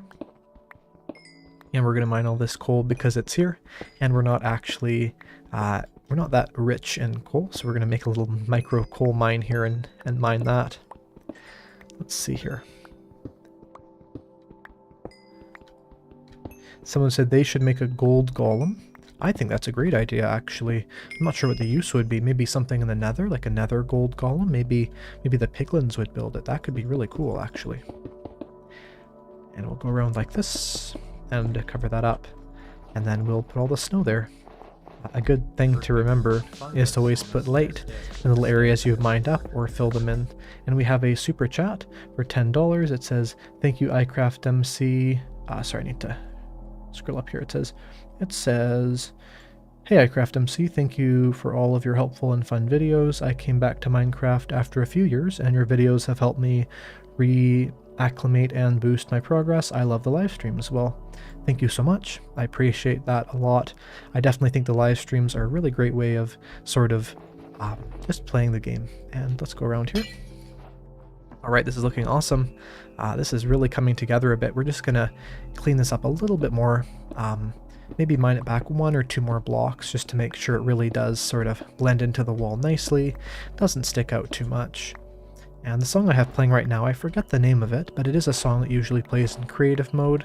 Of course, I'm not playing in creative mode, I'm just have those songs on a playlist, but it's funny, sometimes when I'll feature a creative mode song in the background music of one of my videos, different people will say they've never heard it before, either because they don't play with music, or because they don't play in creative mode. And it's kind of interesting because, in my opinion, probably my favorite songs in the entire game are actually the creative mode songs, because they're sort of have an interesting sort of atmosphere to them you don't get with the standard survival songs. Now, I love those songs as well, but I think that there's also some unique and interesting things you do get with those creative mode songs. Someone says, what's my favorite CD? I answered this earlier, but it is probably Wait, although I do really enjoy Far and Blocks, and I mean really all of them. Even the newest music disc has some interesting properties to it. So for instance, right here, I mined out an area. I'm just going to make sure to put a torch in there so later on we don't have mobs there, especially if you're ever in an area that you might eventually build a slime farm in. It's never really good to have to deal with lots of small little random caves here and there that you made. I'm just going to convert this stone into snow to really get the idea of this being a snowy and icy castle be there, instead of some more ugly looking exposed stone. So we're going to go through here, cover that up, and there we go. And that's looking awesome. That's a lot better. We have a pretty awesome looking entrance now. We can sort of have stuff here. We can keep that really looking awesome. And it's nice and thin and on the edge. So, and now for a new location for the nether portal. We have the blocks for the nether portal. We do need a flint and steel, as I left my previous flint and steel in the deep dark. So we're going to grab that flint and steel, and we're going to make our nether portal just over here. I think the idea is going to be to mine this back a little bit, not too much, just a bit, and to put it in this hillside, because eventually I can connect to it from both ways, because I'm going to do stuff inside of this mountain here, and so I could sort of get to the nether through here, but I can also get through the nether the other way. And we may as well make it even. So from here, 1, 2, 3, 4, 5, 6, 7, 8, 9, 10, 11. So I guess there's not necessarily a strict center, although we could probably say this is 12. So it'd be 6 from the edge, 1, 2, 3, 4, 5, 6. So we would have the obsidian be right here. And we will break this back just a little bit more, not too much. We want to keep that somewhat rounded look to it, which I think is quite nice. Someone says 850 likes, getting close to 900. Now, if anyone watching the video wants to like it, maybe we can even get up to 1,000. I mean, there's quite a lot of concurrent viewers, about 500. So I think that it's definitely not impossible. I mean, if everyone liked the stream right now, which is very, very possible, we could be all the way up to 1.4 thousand in about 10 seconds. So let's see if we can do that. That's the challenge for everyone. If every single person can like the stream, it also makes it reach more people, which is of course good for everyone. And I think that we will put that in there. Let's get that flint and steel though. We have it in our inventory already. We're just going to finish making this. And let's take a look here. We need to break this, and it looks like the likes are going very high, so thank you everyone for liking the video, and if you haven't already, be sure to do so. So it'd be going right here, so 1, 2, 3, 4, right, so like that. Okay, I guess I have to go a little bit further into the mountain actually. Not too far, but just a little bit further. That should look okay. Let's see if we can cross 1,000 likes on the video. That'd be awesome. Keep mining this. I might actually not sleep the night just so that I can make sure to keep things all lit up, as I've broken a lot of blocks. I might have broken some torches and things like that. So we're going to go like this, and we're going to break those, and let's just put it right here. So we're going to mine the blocks right here. I always like having sort of the lower blocks of the nether portal be in the ground, just because the reason for that is mostly that what I can do is then I can walk right into it. I don't have to jump up into it. It makes it really convenient, especially if I'm, let's say, going to be transporting a mob in there, let's say with a minecart or something. I don't think I'd be doing that in this exact location, although you never know. Something interesting enough is that probably the best way and the best idea of getting things into this area, if I want, let's say, a mob farm or something, would actually be to transport them through the nether. It looks like I have placed one block incorrectly, so we will break that, put it back, and we should have our nether portal done. Also, if you've just joined the stream, be aware that I have Eyecraftmc on Twitter, Eyecraft_MC. Be sure to follow me on there. I've been trying to tweet as much as possible. Join the Discord server. It's always exciting to see how many people will join that during the stream. And as well as that, follow me on Twitch at Eyecraftmc on there. And we have a Reddit and also my second channel, so those should be links for that in the description, also in the chat eventually. And be sure to do that if you would like to see more of Eyecraftmc, like my streams and things like that. Something I didn't actually mention here, but unfortunately I did do by accident, is the fact that basically there is, when I first scheduled this stream, I actually scheduled it for 9 p.m. PST, midnight Eastern time, which was not what I meant to do. I live in Canada, and so that would be me streaming actually into tomorrow, which is not going to work at all for me. So I changed that about 80 minutes before the stream went live. So I'm really sorry to anyone who's watching this back and is wondering why they had the wrong time marked down. But unfortunately, I had to change that because I made a mistake. So let's grab some of these snow blocks, and we're going to place those down. And we're going to get rid of this snow, or not get rid of the snow, we're going to get rid of the stone and just sort of make a nice look to that. We may as well link the portal. I'm not too worried about what's on the other side, so we'll go right through here. As we already know what is on the other side, it is our portal in the Soul Sand Valley, right here. And we might as well just grab those bone blocks while I'm at it. Probably not safe with all these amazing items, but bone blocks are really useful for a lot of things, especially building and getting bone meal from. Something I would always suggest any player who has just gotten access to the nether, especially on the multiplayer world, is instantly go to your nearest Soul Sand Valley, try and mine as many of the bone blocks as possible, and once you've done that, then use those to quick grow crops, quick grow your trees, all these different things, especially since a lot of different players will try and grab those bone blocks on a certain server, and so getting that really instant commodity is good, especially considering the fact that every bone block is 9 pieces of bone meal, which means 3 bones, and being able to mine, you know, let's say 9 stacks of bone meal really easily from just a couple fossils is much better than having to kill, let's say, a couple hundred skeletons for the same amount of bone meal, or even getting it from a mob farm. It can still be slower that way, even though it is a mob farm.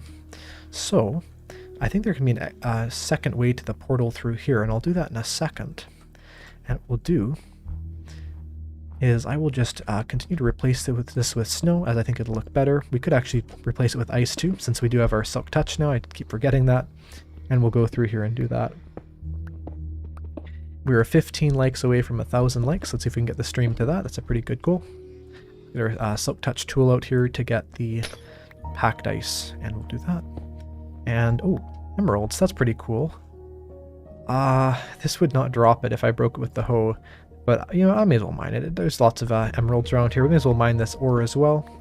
Kind of cool to have that emerald, although of course now that's broken, it's not that valuable, but still kind of interesting. We'll put a torch there, keep that little secret area. I always like making little secret areas in Minecraft. I don't know about you, but I've always enjoyed that, so we'll do this. And we'll mine all these stone blocks at the bottom. And we're going to place down the snow blocks, where the stone blocks were. And this is almost done. It's looking awesome. So we're just going to replace these few blocks here. We could give it more of a rounded look later, but for now I think that's pretty good. So we'll go like this. We'll put in these snow blocks. There's a cobblestone. That's not a snow block. Put in those. All right. So we need to go to the other side of this. Can I do that? Let's see. Yes. We're going to mine this way a bit. The song that's playing right now, which I believe is one of the newer Nether songs, reminds me a little bit of sort of like Lord of the Rings music. I'm not sure why, just sort of this flute or whatever it is. Okay, here we go. We've made the link. So we now have a link into the Nether portal from the other way. That's kind of that was my goal of being next to that ice mountain, actually, was being able to make these cool little passageways around. So we now have two entrances and sort of this secret little exit into the courtyard. If any mob tries and go in this way, they'll just get instantly teleported through the Nether portal. So that really reaches two purposes there. It gives us an awesome one-way entrance to our base, but it also gives us a extra easy way to get to the Nether. So we're going to place that there. We're going to sort of fill this in, I guess, with blocks. This is going to look better later on once we've done more with it. And of course we can mine this all out, as it's a nice little sort of area of that stone and stuff. So, okay, this is looking good. Now I probably want to sort of clean up this area a bit more. Probably we should make the brewing area and the enchanting area inside of our base. That would definitely be smart. So let's get rid of all the items we don't need on us right now. And I'm just going to get a drink of water. Also, we have made it to 1,000 likes, so thank you so much to everyone for liking the video.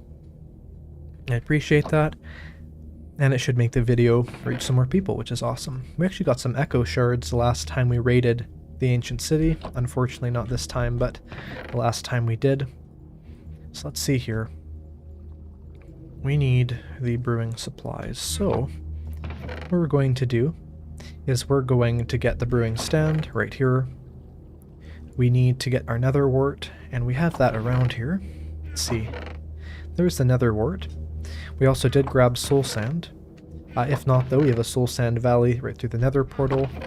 I don't actually see any soul sand, so we'll just go right through here, grab some from the soul sand valley, and then we can make a small little nether wart farm. As I found, nether wart farms, because you don't need very much to brew, can be a great decoration in a world. And just because, you know, we are farming, we may as well use soul soil instead of soul sand, especially since we walk a bit slower on it, as you can see. Actually, we can't plant the netherwort on soul soil. It's funny, I would have thought we could. That's funny.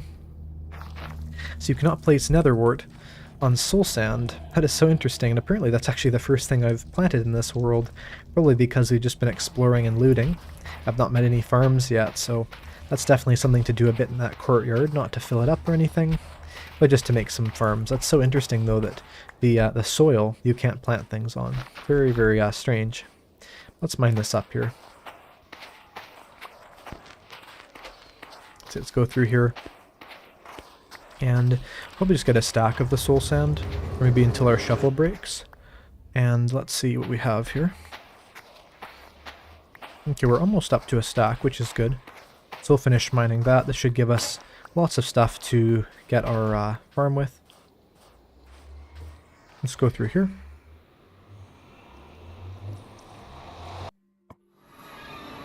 Let's see.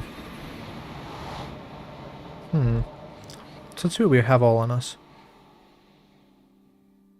We have a decent number of items.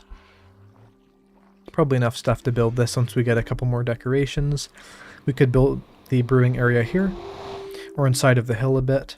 I think probably just because we'll have to have the soul sand on the ground, we'll build it a little bit into that hill. Not too much, but a bit. I guess we can use our golden cursive vanishing shovel since it doesn't really matter at all. So let's try and make this a bit more of an entrance, make us a bit more of an actual way of getting into here. Should be good. And just sort of mine this out a bit more. May as well grab the coal while we're at it and make a space to brew.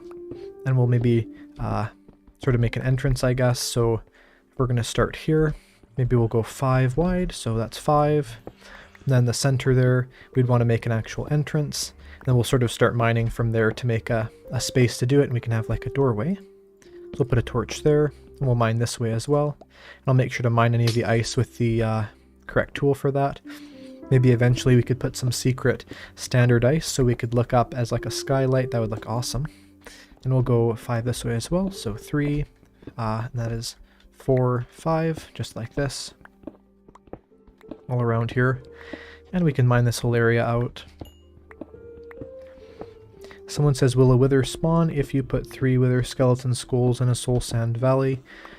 Very likely not, just because if there's anything that's touching the side of the wither construction, then it will not grow. So I can show you an example, or not grow, but it won't spawn. So I think of growing because I'm making the nether wart. So let's say you build it like this, but you have this block here, then we put down the 3 skulls. It wouldn't summon in because this block right here is stopping it. I actually have a singular wither skeleton skull I got when I was in the nether, and I would suggest for everyone watching here, once you're done, to check out the entire VOD of this, but also to check out the last stream I did of this type, because it was very exciting. And just like this time where I got my items back very, very rarely as a small chance after dying, I also had some really good luck in the last stream where basically I was at literally half a heart, I think multiple times actually, maybe at 1 heart once, but definitely at half a heart in certain points, and still escaped from the nether with our first blaze rods and soul sand, and actually the things, not soul sand, but our first blaze rods and nether warts, and actually the things that we're going to be using right now to make our brewing room. And this is looking really small, so I might make it a little bit bigger. If I break this, put that there, we can mine this way 1 over and maybe 1 deeper. That should look a bit better. Someone says they miss the Aether portal. Something sort of interesting, actually, that I'm not sure if everyone knows this, but the person who made the Aether mod in Minecraft ended up becoming a developer of Minecraft. And so what's interesting is that something they made in 1.19, if I remember correctly, is they were actually the ones who designed the Deep Dark. So isn't that so interesting? The person who invented the Aether also invented the Deep Dark, and it kind of gets you thinking about, you know, I know there's the whole portal theory for the Deep Dark biome, but, you know, that almost in a sense, you know, does sort of give some credit to that idea, because the person who invented the Aether mod was also the person who created the entire Deep Dark and sort of got that to work. So let's mine all this up. Actually, we'll get the coal in a minute, but I think the idea would be to get some sort of flooring blocks, so we'll do that. It's always good to have a good quality floor.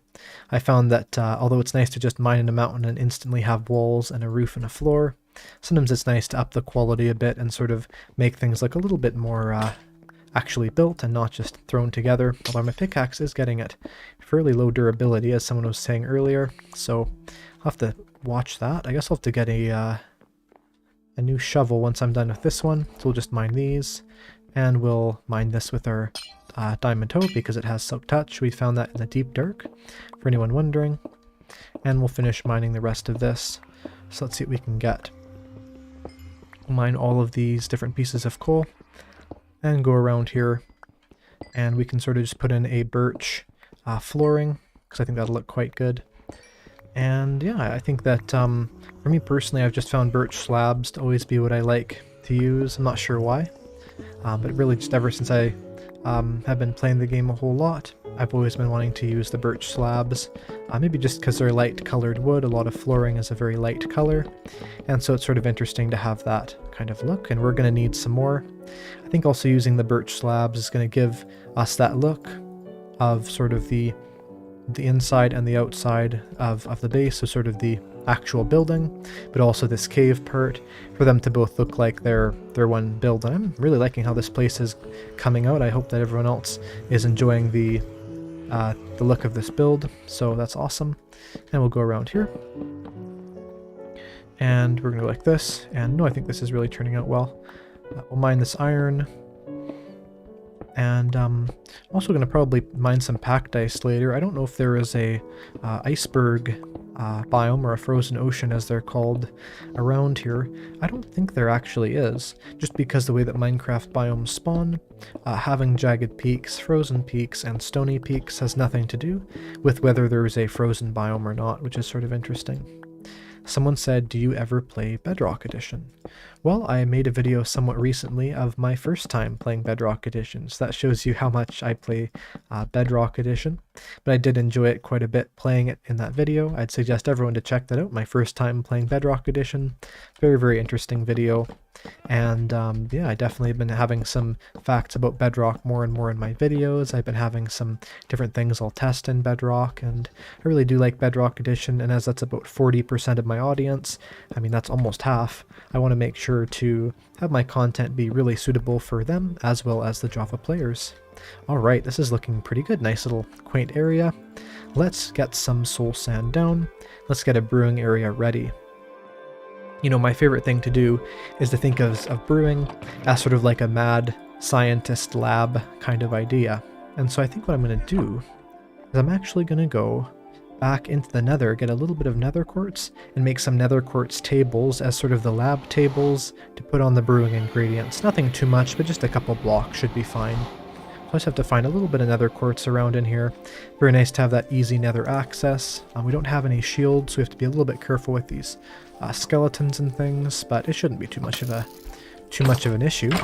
And funny enough, I actually just realized that half-broken shield I left in the deep dark chest earlier in the stream here. I think that was the exact shield I used to not die from skeletons in this exact area in the last streams. That's sort of an interesting thing. Let's see here where the quartz is. Could be some on the roof as well. I don't see any really nearby. There's some down there, although of course there's also a lot of other mobs, but they're all just zombified piglins, so it's not a big issue. That's a very dangerous place to get some quartz, but never gain a lot unless we lose a lot, I suppose, so we're gonna do that. Well, it's probably not the best idea. When you're doing things like this, I would always recommend being very careful not to mine beneath you, as of course falling into lava or even not into lava is bad. I would actually say probably more players die from just straight up fall damage in the nether than they do from specifically falling in lava, just because, you know, even if you fall just on the ground and all your items go everywhere, that's still basically just as bad.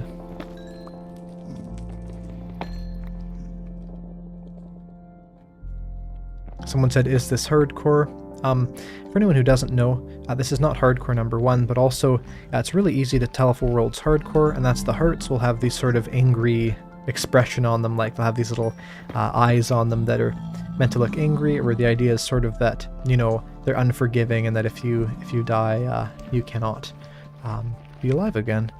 And so this is not hardcore. I thought about doing a hardcore series, but okay, and I decided against it because of things just like that piglin there where, you know, I don't want to put in all this work then have it be lost. Of course, hardcore on a stream as well, I have to be focusing on the chat, I have to be focusing on the game a whole lot, and so I don't want to have to not prioritize that and just sort of be only focusing on the game, because I think it'd be a lot better to do both of those at once. So let's get rid of these skeletons. I actually want that glowstone, they're somewhat protecting there. So let's get these skeletons. There's one last one, it's like the final boss here. We have the enchanted armor here. We better eat some food pretty soon here. These will become a slight bit of a legitimate threat. And there is not much glowstone left, and I actually realize we have some glowstone back at our place. And I think glowstone would make a perfect lighting source for our brewing area.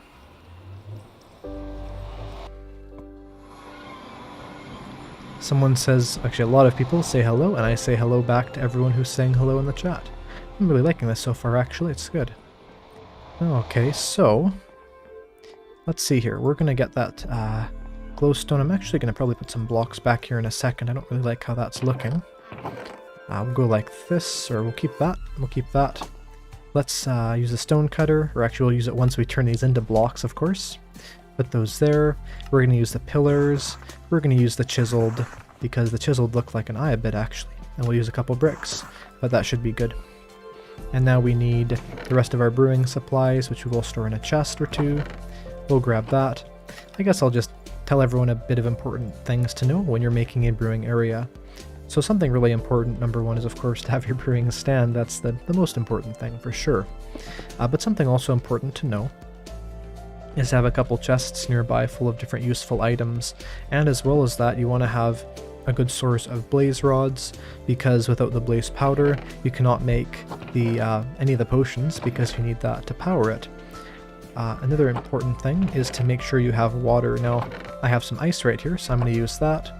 But ideally, you could also use a cauldron or something, although of course a cauldron is more of a good visual method, not really a practical one, as of course with cauldrons they actually do drain in water level, whereas with the water source they do not. So we're going to craft a whole bunch of these. We're going to make some more slabs just to finish this area here, and I think I need an axe, so I'm going to make one of those as well real quick. Let's see here, we have some sticks here. We're going to grab both of those, and we're going to grab some iron if we have any. I'm sure we have lots of it, I'm just not seeing it. It's not in here. And, oh, here it is. There's the iron. We'll need 3 of these. We should probably go mining more. I didn't realize we don't have that much iron, so I haven't been bothering to grab any iron I find. So what I'll do is I'll make a little water source like right here. We'll just surround this with this.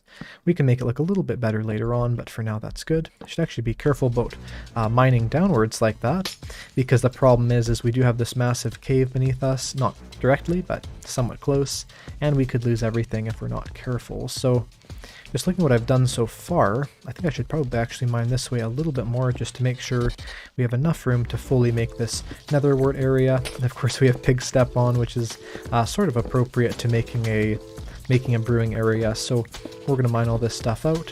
We're going to mine the blocks beneath it, and we are just going to make an awesome little area to grow nether wart. Let's see here.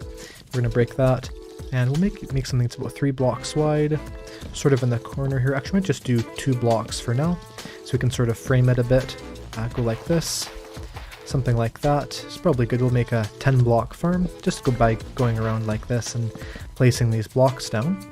We'll mine that, go like this, and I think we'll just fill this back in, and we'll put down the nether wart to make a nice little nether wart farm.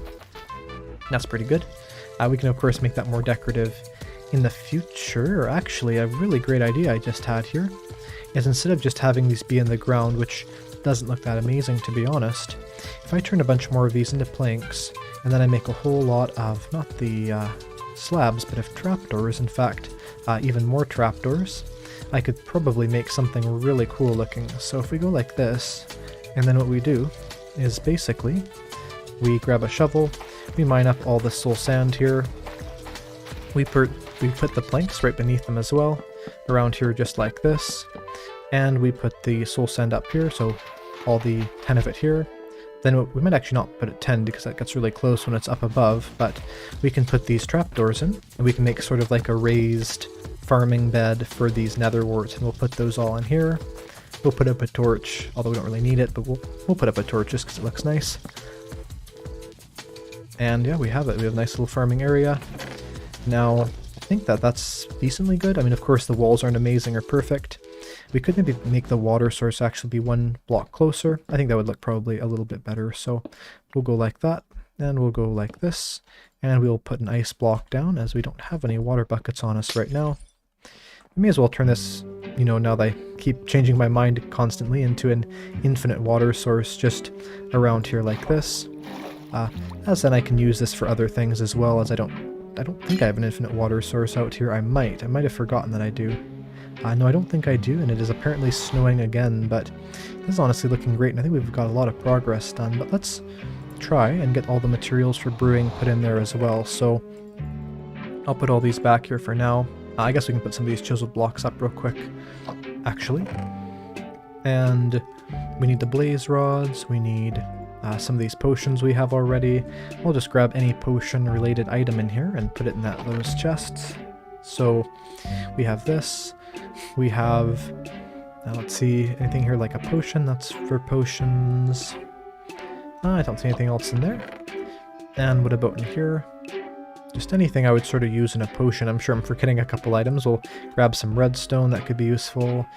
We will grab nothing else there. We'll use the, let's see here. Maybe soul torches could look good. We need the glowstone dust, the gunpowder, the mushrooms, the... I might actually bring the ender pearls, even though they're not for that, just because we're going to have all the blaze rods over here. When we get our supplies together for the end, that should look really good. So we'll throw all those things in here. Just like that, we are very low on brewing supplies, so we're going to need to get some actual brewing supplies here pretty soon, but we can probably, even though it's not really has a big point, we can probably put those in there just to have sort of the look of a full brewing stand, which I think will look nice. So what we'll do, because this is sort of uneven now, is we'll make it look a little bit less uneven by making 2 batches of quartz pillars, which is going to use most of our quartz up. We'll put that in the corner here. And we will not put one on the other corner, but what we're going to do is we're going to sort of make like a little display here. And we're going to break this block. We'll put down this chiseled block right here, because if you notice, this is supposed to look like the Guardian. So it has like these little twists on the top, and there's these eyes on the side. And, you know, I mean, there's some, goodness, that's a little too close for comfort. There's some okay, let's do this.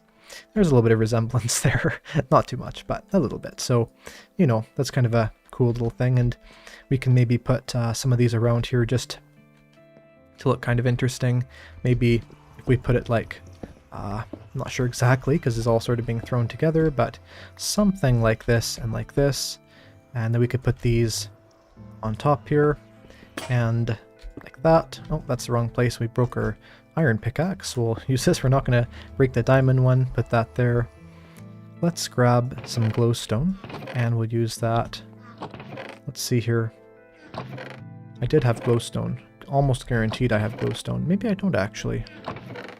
Probably I'm just forgetting it and everyone's like, ah, it's on the top right or something. That could not be unlikely. That could definitely be likely.